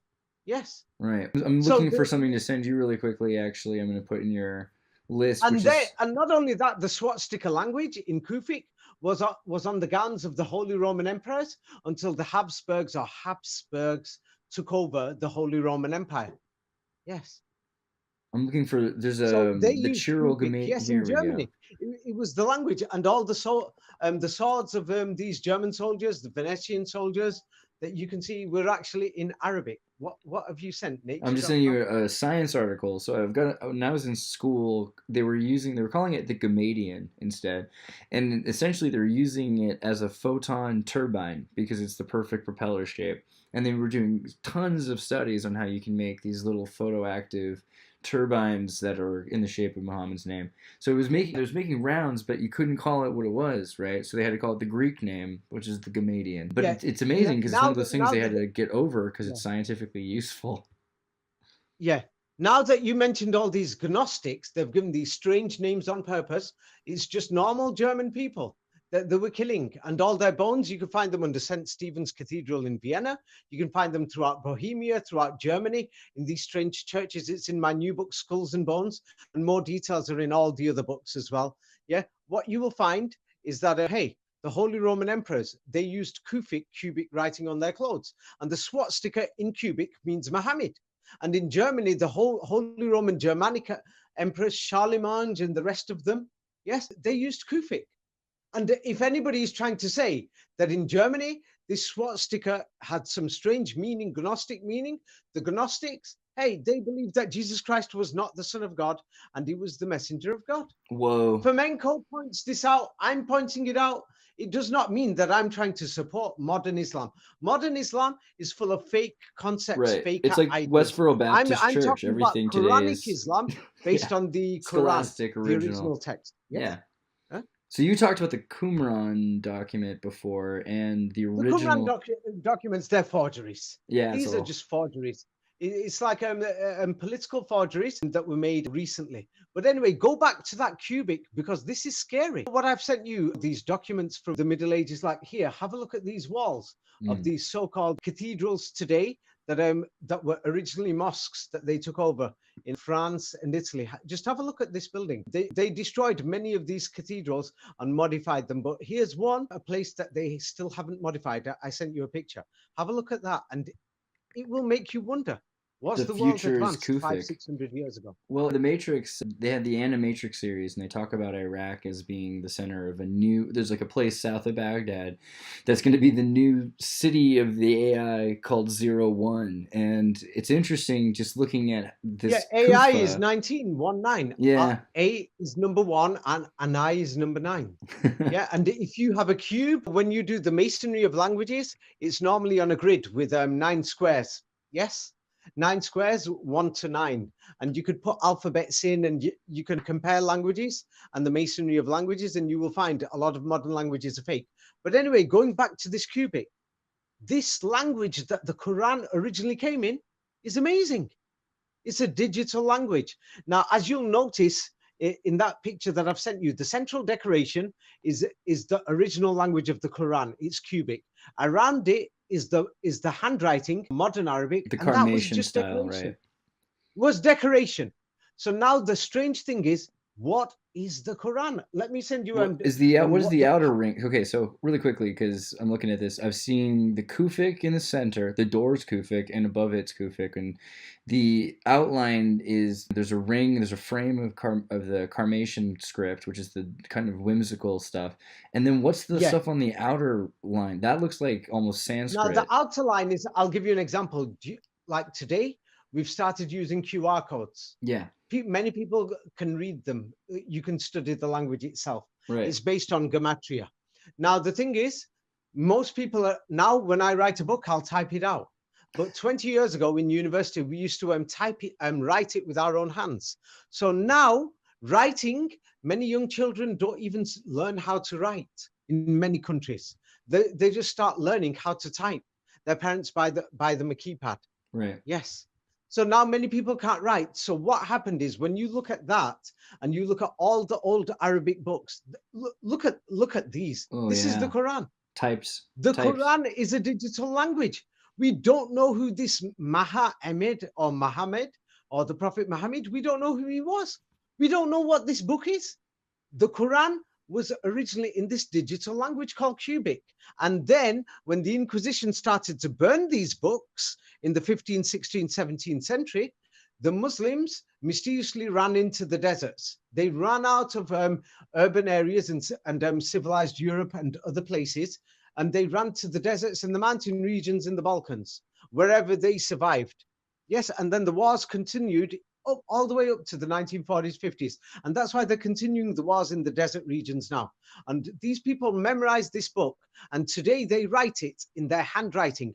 Modern Arabic is just a handwriting. It's like out of desperation. But the Quran came in that format, cubic. Have a look at it. This is Kufic. What the hell is this? The Quran is. When we start to look at this book with its gematria in a three-dimensional format in cubic, and it's a QR code language. It's insane. I don't know what to say. What it is. So This book is an advanced book. So It's what like do you think I'm happened sending then? you Like things. we have all these stories about. By the way, it's interesting because it's socially acceptable to believe that everything is really, really ancient. You can believe the pyramids are 20,000 years old if you want to, but when you start saying that things are new, it offends everybody, and it sounds like this is why. What do you think the religion? Like, because it seems like this comes down to there's two kinds of beliefs here. There's this humanism thing that was going on, and then there's this digital takeover. Is that right, or what do you think the dynamic Right. is? Now, many things, most people who've had a look into so-called world history call it the kingdom of God, call it Tartaria, call it Mongolia, call it caliphate, call it Russia, call it whatever you want. There was a global civilization and it was advanced. And the thing is, if they were advanced, they had an advanced writing system. I've just sent you that advanced writing system. It's cubic and it's in Arabic. That was the advanced writing system. Now, the thing is, somebody destroyed the old world order, which is called the Old Testament or the Old Law. And then they wanted the New Testament and the New Law, which means you don't have to follow the old law anymore. And you can make your own laws. And the people in power make these laws. Yes. And what they did was they destroyed everything and they hid the technology. We're not discovering anything. They're bringing things out. It's like I sent you photographs before that I've met people in big technology companies in Japan, in America, in other places. I've been to many factories where they produce technology, and the thing is, and many offices. And the thing is, we're not rediscovering or anything. The thing is, they're slowly bringing the technology out, and company workers are just adapting to technology, and they're just making sure that technology we can use it. That's all we're doing. The people in power hid the technology. And that's why we're seeing that many places were destroyed. These fake wars happened, everything to wipe out the history. That's what we've seen. Paris mysteriously looks like a ghost city, deserted, destroyed. 6 million people are underground. And they're saying everybody forgot about these graves until the 19th century, that 6 million people are buried under the city. Rome is a smaller city than Paris. So under Rome, they're saying there's 500,000 people buried there. Or people forgot these places. It's just a lie. They took over Europe. They killed many of these people. They gave them names like heretics, gnostics, other names, inquisitions, whatever. and they took over saying 30 years war, this war, that war, Protestant wars. They give them strange names like Protestants, this, that, half this history. We can't even verify it. It sounds like a joke. Yes, but within the fake history that they've written, they made mistakes. Like, for example, they showed the invasion of Vienna when they say the Turks made their first invasion in the 16th century and the second one in 1683 in the 17th century. And the first invasion, yeah, Anatoly Fomenko pointed out that the Jesuits and the Catholic Church wrote this history, but mysteriously they've got the Ottoman army marching with flags with crosses. So that means they wrote it, but in their diagram that they did, because they did these pictures in these manuscripts, they forgot to change that into stars and moons. But the Ottoman army came with stars and crosses like the Knights Templar. So the symbol of the crosses was something else. Yes. So, and then they're showing there's medieval manuscripts, which are alleged medieval, but it looks more like they're the Renaissance. They've got the Christians with Arabic writing in the background with their moons and stars. So the history doesn't make sense. Then the invasion of 1683, yeah, there's a so-called plague in Europe in the 1680s, yeah, and the thing is, the Holy Roman Emperors and the Pope himself and others were known to drink blood, human blood, yeah, they're known to drink it, and they called it medicine, you know, like people who are saying, I drink Red Bull for health, yeah, so these people were drinking blood for health regularly. And they're telling us that all these people were mysteriously dying. And then the people who protested against the church, they've made a fake history of Protestantism. Many people ran to Istanbul, a big city, and they were saying, we're begging you, come and help. So then the Turks and the Russians, they come. Fomenko pointed out the Russian army also came, and other people, because in Moscow at the time, we look at these Russian kings who've got Arabic verses of the Quran on their helmets. Right. Which doesn't make sense. And then the Russian army, yeah, has got Arabic writing on their swords that invades Europe. And they're telling us that they are so-called Son of God believers and things like this. And then under St. Stephen's Dome Cathedral and other churches, there's thousands of bones in Vienna. What the hell were they doing inside these churches? How Russian were they? Weren't just Chechens. They were like from St. Petersburg.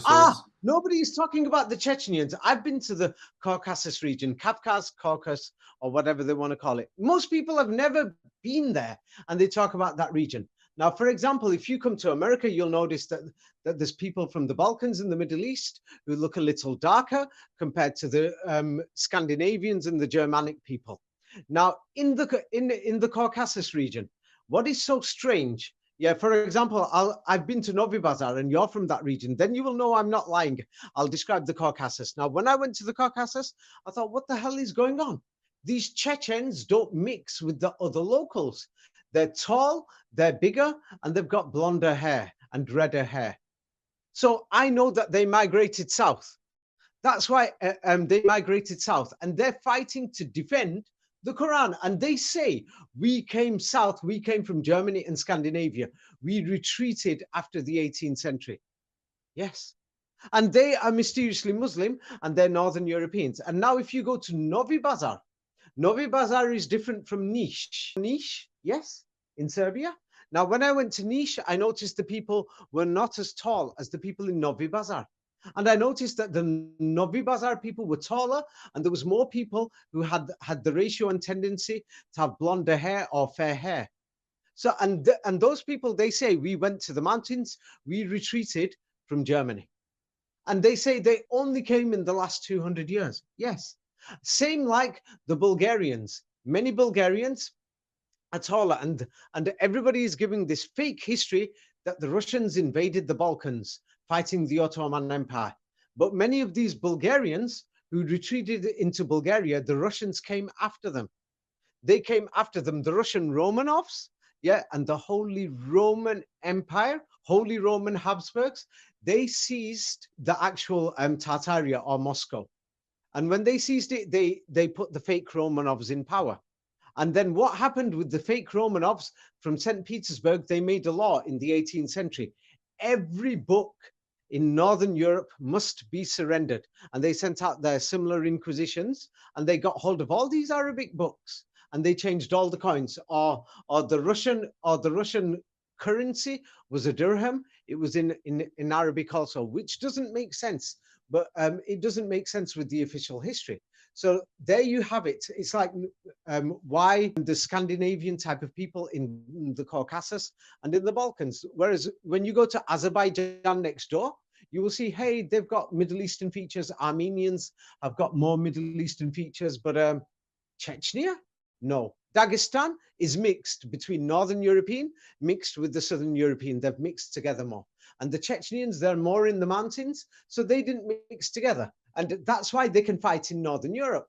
And that's why, because they've got the biology of Northern Europeans who tend to be bigger compared to Southern Europeans, which many people know. It was more difficult for the Southern divisions of the Russian army to fight these people, because the Southern divisions had local recruits who were much shorter, and everybody feared these Chechens. Yeah, because they knew they were taller, they were bigger. It's not because they were more crazy or anything, they were bigger. Yeah, so obviously if you're shorter in height, you're going to fear somebody who's bigger.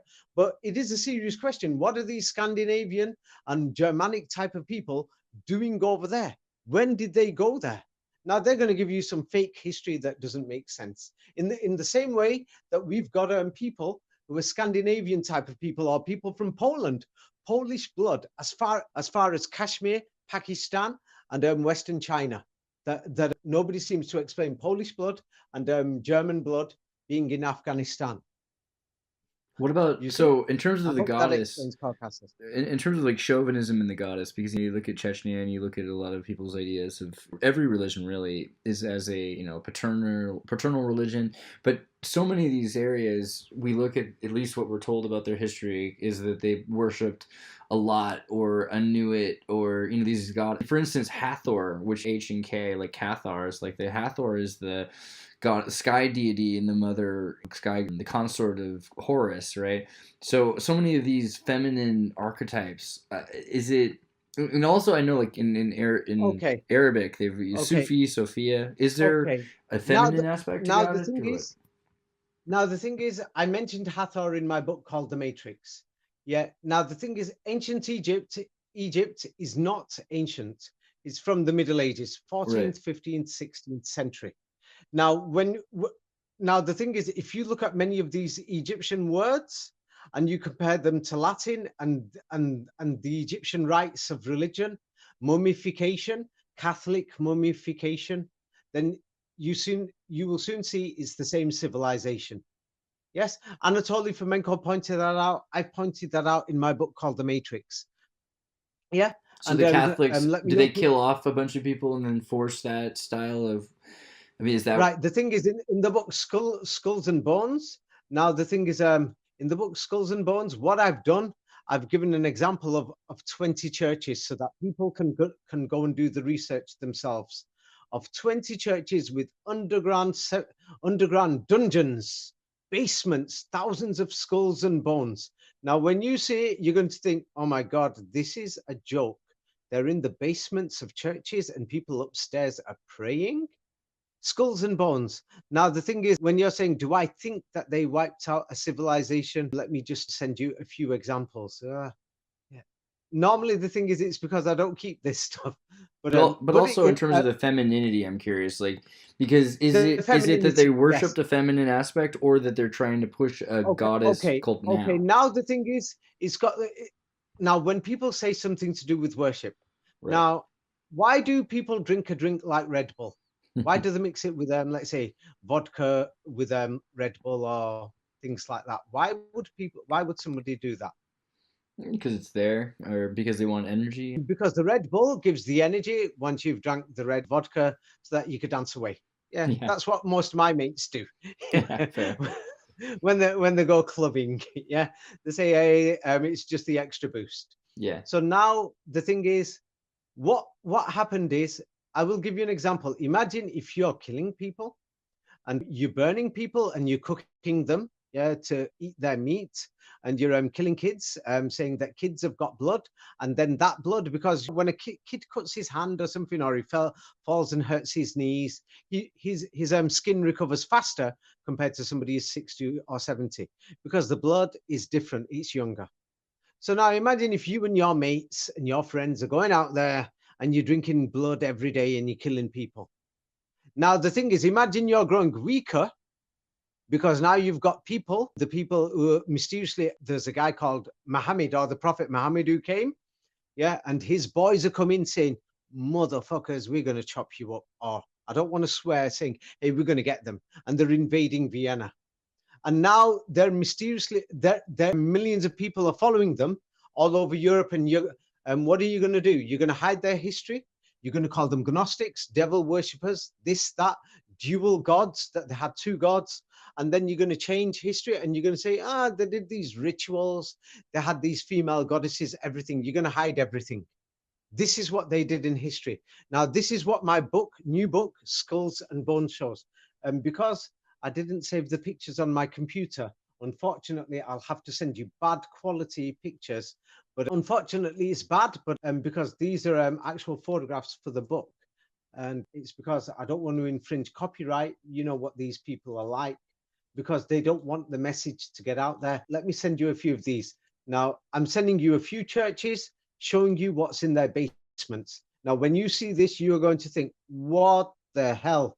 In their basements, or some of them, they use it as decorations, but in most churches, it's in their basements. Right. I've been to a number of churches in Europe that have skull art and skeletons not the number. just built up. I'm talking about millions. Yeah. I mean, like a whole church built, the entire front cathedral just built of 100 dead people, at least I've seen. But underground, also Lyon, there's the crypts. I'm talking about in basements. Now, one thing is, for somebody to take these bones into the basements, why would you take them there? What are you doing? Are you eating the bones? Did you eat the people? Why did you keep bones? What the hell is going on? Now, the thing is, I'm sending you a few. Now, when you see this, now, because many people found these things in the last 50 years, what they've done is the Vatican that controls these churches has decorated the bones to put them a bit more neatly.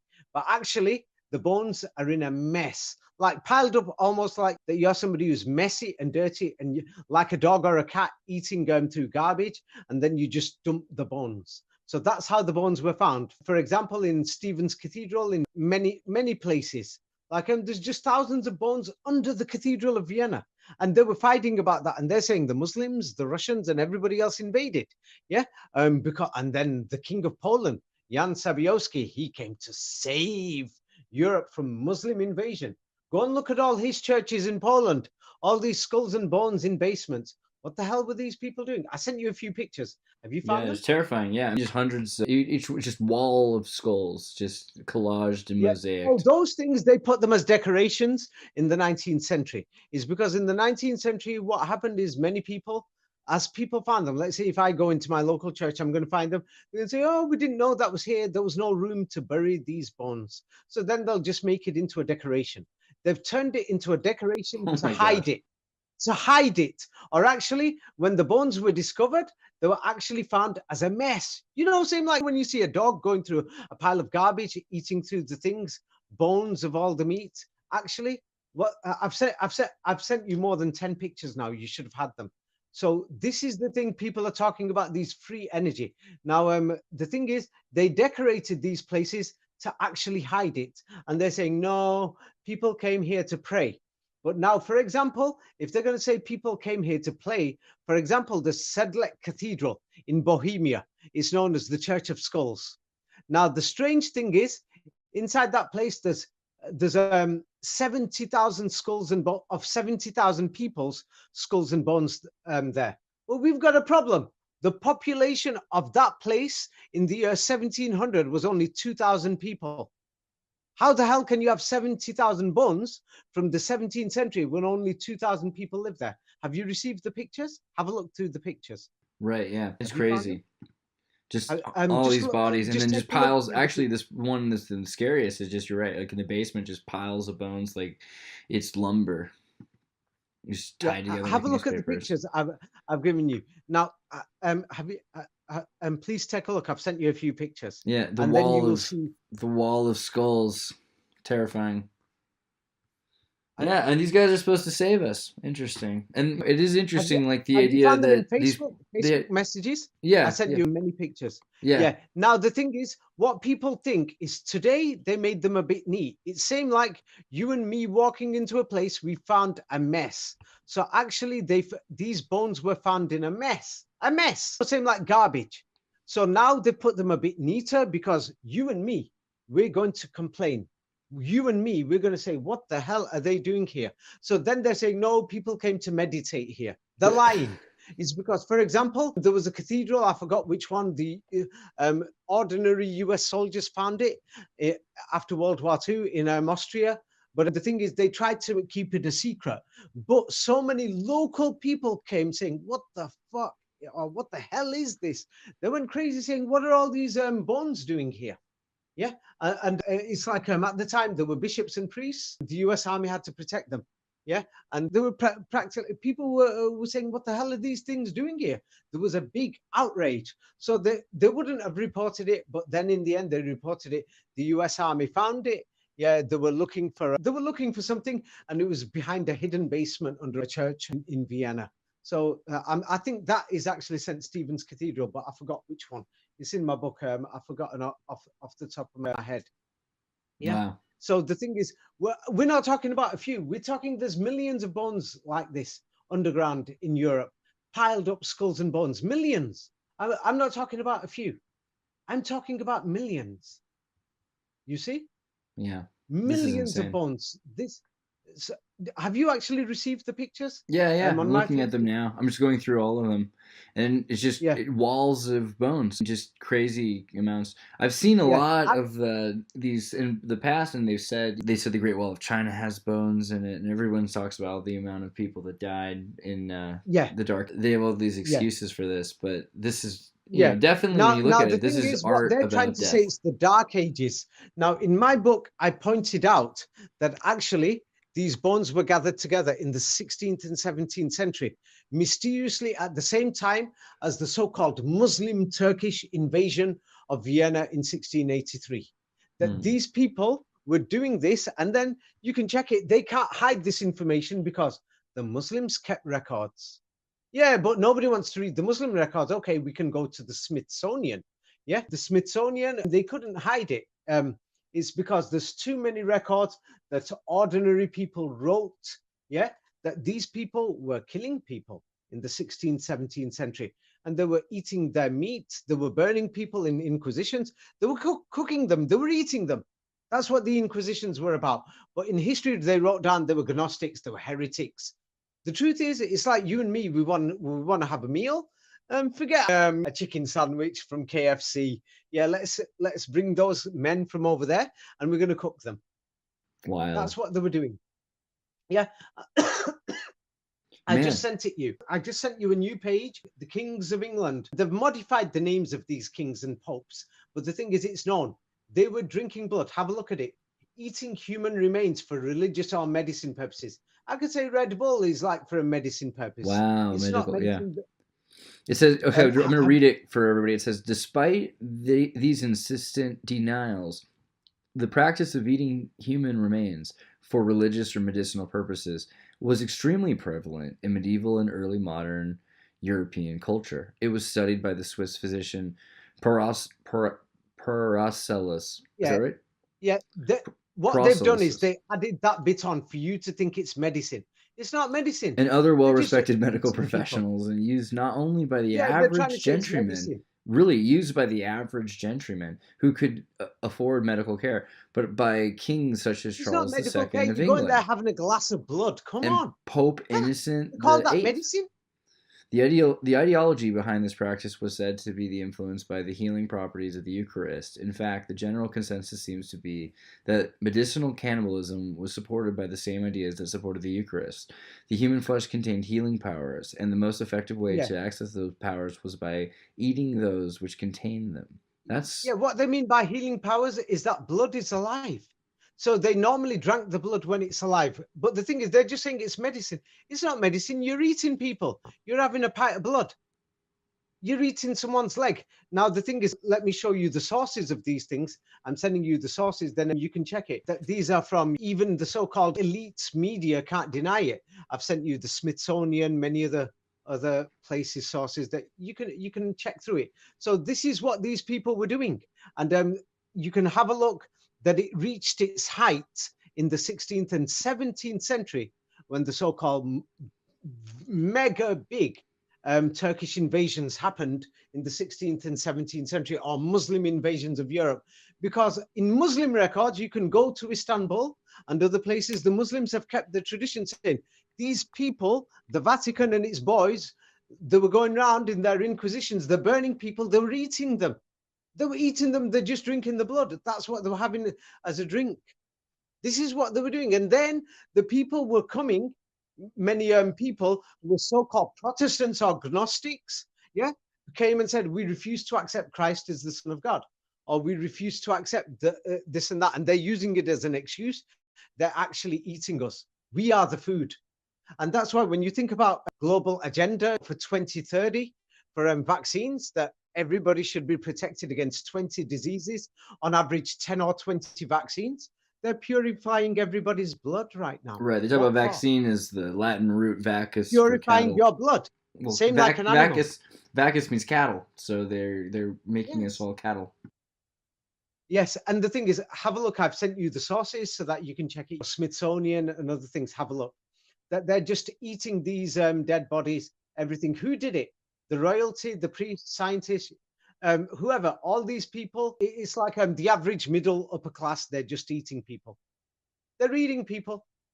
Yeah, and it's interesting. It's stated as acceptable for the average gentryman, but not the way they say it is. It's not just the average gentryman, also the royals. It's interesting, not just to say not just the royals, but average folk too would make more sense to me. Because of course, royals the average free person, 80% of the people were not free; they were peasants.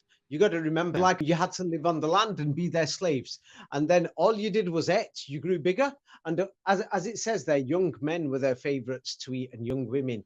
Right. Drinking their blood. Yeah. Charles II. It's amazing. You think about the Libertine period, and And the thing is, this is not so long ago. The 17th century is 300 years ago. This is not about vampires. We're talking about this is what these people were doing until the Ottoman Turkish invasion, 1683. And the thing is, the Holy Roman Emperor, I've forgotten his name. Yeah, he ran like a dog. They were eating people. And what have they got down in history? They were the savers of Christianity. Savers of what Christianity? These people, they called it the Eucharist. They were actually drinking blood. Wow. And the thing is, nobody, you can even check it. And then if the Muslims speak up, the Smithsonian isn't Muslim, or these records, that they even wrote it down, saying, hey, we had a pint of blood today. We killed a few of these villagers here. He was a agnostic. He was a Protestant. Yes. Blood sausage is still very popular in Spain. Yeah. And the thing is, then they switched to pork because pork tastes like humans. Yes. Or pork was not widespread. If you check before the year 1900, they cannot give a proper story why Germany had hardly any pigs for consumption. Yeah. Yes. And what they will say is that mysteriously, we don't know from where, but the British Empire and the Dutch Empire were supplying Germany with pork for the common villagers, or the villagers didn't eat pork. Then they say that all these pigs, they died in so-called wars between Germany and France in the 1870s. But the French army never even entered German soil, or basically on German territory. So how could German pigs have died? It means that pig was not part of the diet. And that's why when you look at the people in photographs or videos from 100 years ago, they're not that big, they're not that fat. Yeah, and now people are growing overweight. It's becoming a joke because of what they're eating. But the thing is, as I've shown, these things are all in my books. The book Jesus Christ, it goes through more about Christianity, and Skulls and Bones will go through it more. So as you've noticed, my books have become, I hope they're amazing now. They're absolutely amazing. I can't wait to read the Skull and Bone book. I appreciate. I'll send you. Yeah, I'll send you a few of the books for the background of this Skull and Bones, Thank you. because you won't be able to understand it without the background. Now, the thing is, my books are easy. Anatoly Fomenko goes through this in a lot more depth. He goes through in much deeper things. But now, as you can see, the history of the Balkans, because you are from there, Serbia, and the history of Croatia, Saint Stephen, the so-called savior of Serbia, all this history is a lie. All this history, they made it up. Yes, they made it up to show the fake so-called Turkish invasion. Can you imagine going to Istanbul today, trying to raise an army and tell people, please come over to Germany to help the Germans? Vienna is the gateway. Get rid of these people. They're drinking people's blood. They're cooking us, man. They're cooking us, yo. Right. And then This is it's what interesting. The happened. Soviet Union had to make these posters to tell people not to eat children. That it was wrong to eat your children. And now in the modern world, many people don't have a look. For example, Bulgaria. Now, if you look at European Union records, after Bulgaria entered the European Union, they have records for 900,000 or around 1 million people from Bulgaria came to Europe. But Bulgaria has got a record that minimum 15% of its population has left the country. Minimum. And if you go there yourself, you'll notice that probably more than 15% of the country is left because they've entered the EU, that they can go and work there. There's millions of people that are disappearing all the time, from so-called migrants, from war zones, that nobody seems to know where they've gone. I spoke to somebody in Tunisia several months ago. Their brother went to Europe, these so-called migrants, and disappeared. And they think their brother's working and happy. These stories are common. Millions of people are disappearing, which just doesn't make sense. Even 20, 30 years ago in America, they said 38% of children that went missing never came back. They never found them. Now they say over 80% are found. Yeah, so the thing is, the data doesn't even make sense, but we're talking about thousands of people are disappearing in so-called border migrations. And then Europe's population, mysteriously, even with so-called millions of Polish who came in the last 30 years, Czech Republic, Slovakia, Hungary, Romania, Bulgaria, Greek, all of them went to work in Western Europe. And I live in England. And in England, the population doesn't seem to be going up that much. England, France, and Germany. In fact, the population is going down. And not just them, they're bringing so many refugees from Libya that included bogus refugees that came from many African countries and from Afghanistan and Iraq and Syria. They brought millions of people, and still Europe's population is going down. Isn't this suspicious? Millions of migrants you can see in America, and then you think, where have all the local people in America? Where are they going? All these people from South and Latin America and coming in from other places. Yeah, the maths just doesn't add up. And the drinking blood, who said this process stopped? Who said they stopped it? I'll give you an example now. Imagine if you're 60 years old, and if you start drinking the blood of children 4 or 5 years old, that blood has growth in it. The blood cells have growth. They grow. If you keep drinking it for 1 year and your body is 60 or 70 years old, what will happen to your body? Your body will become young again. Yes, that's a fact. So how old are some of these people? If they've been drinking blood for centuries, who said they died? Well, some interesting characters like Edward Kelly and John Dee working on the Philosopher's Stone, talking about not just making gold, but the sacrificial power or atonement necessary to make a Philosopher's Stone that makes you and immortal. what does the New Testament say? Without blood sacrifice, there is no forgiveness. Yes. Who wrote these things? And then the Old Testament was written later. It says the same thing. Now, the strangest thing is now, anybody who's there's going to be many people. That's why I recommend my books for the full story. They're going to say that, they found no room in these cemeteries. So that's why they just dump the skulls and bones in basements. Imagine dumping your dad in a basement, chop his skulls and bones up. Then they're saying, for example, there's a skull and bones church in northern Italy. And then they're saying there was a war here in 1880, a battle. And the soldiers who died, we put their skulls and their bones here to remember everything inside the church, 1880s. Now, for them to do that, soldiers who died, they had their clothes on and everything. The battle was only a few days. What they did is they must have burnt the meat, took out their tongues and their brain and all the meat from inside their skulls, washed everything, and they must have burnt the meat off the bones, or you can't take the meat off the bones very easily, just to put them in that museum. Is this what, and you believe this history? Yes. People believe it. It's outrageous. People believe this. So it doesn't make sense. So some of these characters, so I was looking at that time, like Charles II, Queen Elizabeth, you've got John Dee and Ed Kelly, and they're involved with the Voynich manuscript, at least allegedly, and this kind of changing of history in the 1700s. They would have been prime candidates for this.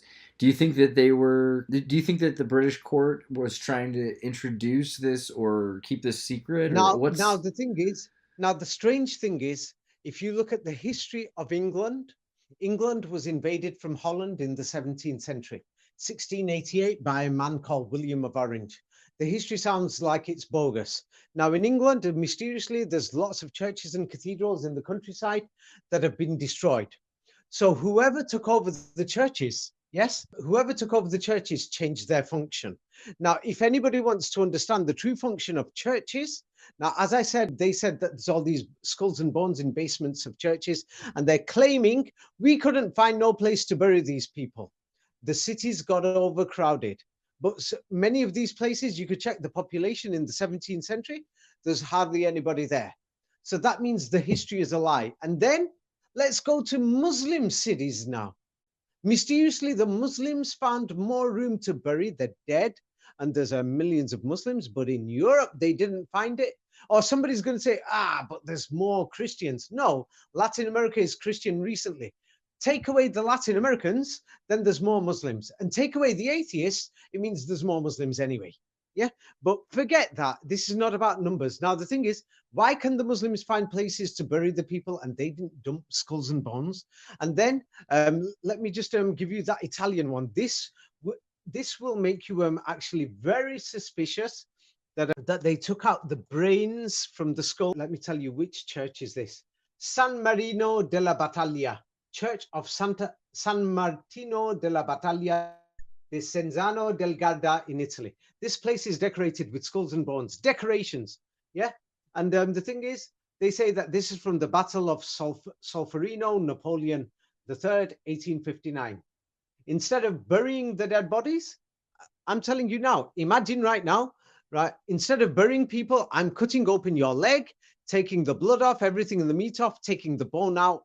I'm removing your tongue, your cheeks. I'm cutting everything up until I've totally taken out the skull, just to put it inside the church as a museum. This is what they're telling us. People just go there and they think, oh, it's so sad. These are the bones, so sad, a bad will happen. Nobody is imagining that they're telling us that the church came along, took out the blood and took off the meat. Now, another thing is World War I, the Battle of the Bulge. Yeah, it was the worst battle. Was it the Bulge? I've forgotten the name of the battle. I think it was. Yeah, I think. Yeah, I've forgotten the name. Now they've got that. They've got this memorial for it, a big church in France. Now they buried half the bodies, but the other half of the bodies, check this out. They were taking the bodies. They took the uniforms off. They took the hats off. They removed the meat mysteriously, and they've kept the skulls and the bones in the basement of that memorial, which doesn't make sense. Does that make sense to you? How the hell could you take the uniforms off and everything's off? And they can't say stray dogs, stray pigs came to eat these dead bodies, because what happened is in the trenches, the soldiers were being replaced. If somebody died, they took their body away. They were burying as many as they can, but mysteriously, thousands of them were not buried, but we've just got their skulls and bones. No, we've seen the trench wars, World War I, just wiping out just so many, like every able-bodied young man from all the villages. Now the thing is, the story behind that, I've written it in a book called Orphan Trains, where I show what was the reason, what they did for the urbanization process after the Ottoman invasion of Europe in the 17th century. Something happened that the people changed their policy. Because Anatoly Fomenko shows that when the invasions of Vienna happened, they turn around and say that Russia, that came with the Ottomans, actually lost. But the truth is they actually won. that the world order was on the retreat. That's why after the 17th century, the drinking of blood and everything slowly disappeared. That by the time open cameras came and television, it went underground after the 19th century. That doesn't mean it's gone. Who said they stopped? There is no evidence they stopped. Whoever these people were, mysteriously stopping their diet, drinking blood and eating human meat. Who said that stopped? They're telling us it stopped. And there's millions of people disappearing. And then nobody can explain World War I, yes, that somebody just had shrapnel on his shoulder. And then the rest of his body, they took his clothes off and everything off and the rest of the meat just to get his bones. It just doesn't make sense that they piled up the bones there and then they put it in that memorial and half the bodies are buried. It doesn't make sense. And if they're going to say there were so many people dying in this battlefield, what about in the battlefields on the Muslim territories? Mysteriously, the Muslims managed to bury every single one. Yeah. And then there was they had so many soldiers after the war, they could have buried every single one. But no, they decided to keep the skulls and the bones and they put it in this memorial. I've forgotten the name, that you can go and see. Not all the bones, but quite a lot of them. It doesn't make sense. Yeah. It is interesting So, also, like, Andreas? looking at how England was transformed. The language was replaced. You can see Frisian's gone. The new Gaulish French words that are introduced. And like Greenwich and everything. There's still the fact that the names of places are still, when you read them, you can't pronounce them in English. You have to pronounce them in British because they come from the old language. All of England. Yes. Yeah, they've changed all the history, unfortunately. Now, Andreas, let's leave it at that. I'm sure you've got enough things. Yeah, Now, I was gonna say thank you. It's been a whirlwind. This is a good one. I appreciate the time you took to talk to me. You should definitely plug your books more. I think people need to find them. Yeah, the books. I've got them under Tartaria by David Ewing Jr.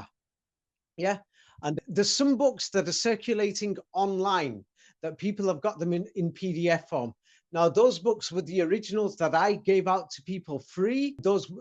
Many of these books had mistakes in spelling and they've been updated. The ones that are published are the ones that have been updated with more information. It's because the ones that I give out free before was actually because I'm checking what people say, what information to keep, what not to keep, what's necessary. Like, for example, if I'm talking about churches, people will recommend to me and say, hey, you forgot this point. This point is too common. Everybody knows it anyway. You don't need this, so remove that. Yeah, then you can put extra information in the book. Because when you publish a book, you don't want too many pages. Yeah. So the thing is, I sent you books before. The thing is, I'll send you the new links now for all the 15 books. There's 15 now, and they're available in 20 languages. By the way, they're in 20 languages now. Can you believe it, or more? That's pretty impressive. I'm glad that you're doing this. It's really important. The world needs to hear this. They're available in Serbian, Polish, Serbian, Polish, many languages. Someone was saying, they're like, why is Tartary such a big thing now? I'm like, well, I think part of the reason is you're putting these books out and people are finding them. Because I know a lot of my friends have found a Ewing Jr. book out there. So you're doing your work. Yeah. Yeah, and the thing is, for example, somebody can read something or look at one video. People shouldn't just base their opinions on one thing. It's like me, I'm always learning. I know I don't know everything, so I've got to learn more things. Yeah, I like how your books are showing. Have to learn more things. Your books were showing how your approach and study are. The fact that you're showing your Google searches as a cited source. So it's a very easy way to look through stuff. Yeah, I made it so easy. Instead of somebody just putting something online, not making a video, not showing the reference, talking quickly, people don't pause and have a look. Like, that's how many videos are made. But the videos do help. But the thing is, people shouldn't just believe without checking. Right. The thing is, we've got a serious problem, and it looks like now that there may be some organizations, religious organizations, political organizations that are now making fake videos, and they've got fake people out there to on purpose mislead people. Yeah, that they've added truth with lies, that they've done this deliberately now. There is a deliberate campaign now, because the thing is, what people have done now, that the subject of Tartaria has moved away from actual research. Actual research was by Anatoly Fomenko. Then if you go on Wikipedia and other places, they condemn Anatoly Fomenko as a Russian nationalist. How can he be a Russian nationalist when he is showing that the Quran was the system, and the Quranic language was the main language in Europe and the world, and that religious system was in Russia and Tartaria and throughout Europe and the world? Does that sound like a Russian nationalist to you? This is what they're saying. So what they've done is they've condemned him, but they don't want to say why they condemned him, or people are going to think, damn, did he say Arabic? Did he say the Quran?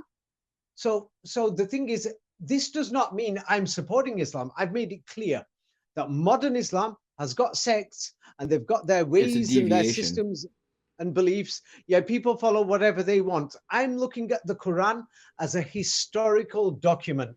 Yeah, this is what I'm looking at. Yeah. Yes, and from what I have found, and from what other researchers have found, yeah, they found that the history in that book is totally different than the history that we are being told by nation states all around the world. And this is the big difference. Now, this is what we found. Now, that's the bottom line on my position regarding what religion is and the Quran that I'm showing, that my research is based on research based, that I'm questioning. I'm looking for evidence. I'm not willing to go out there and think I'm going to believe this and I follow this. About me personally, do I believe in a God? The sun is moving, the wind is moving, there's forces out there, they exist. There is a creator because they're in a created system. I believe in that creator, simple as. Now, that is the definition of God in the Quran also.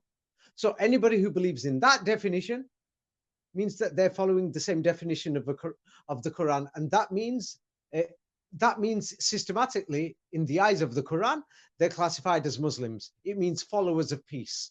Anyone who believes in peace, who believes in that God who is the creator, who believes that no human is the child of God and that humans are humans, then that person believes in the same religion as Islam. Islam means peace. There you go. And then it says the Messiah, even in the Bible, it says the Messiah will bring shalom all over the world.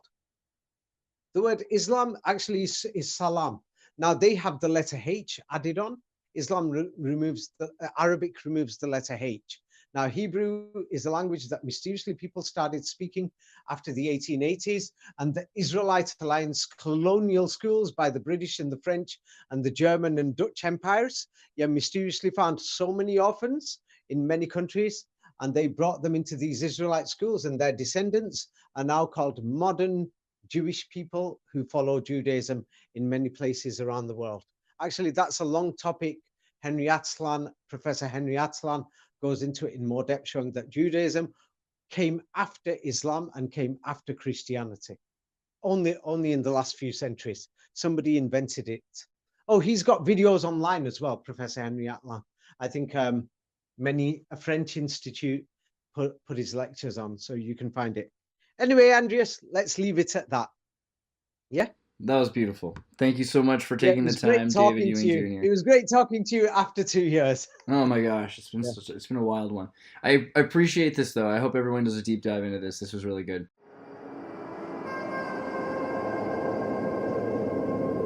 Hey, everybody, tune in to Recent Tartarians. Recent Tartarians. Recent Tartarians.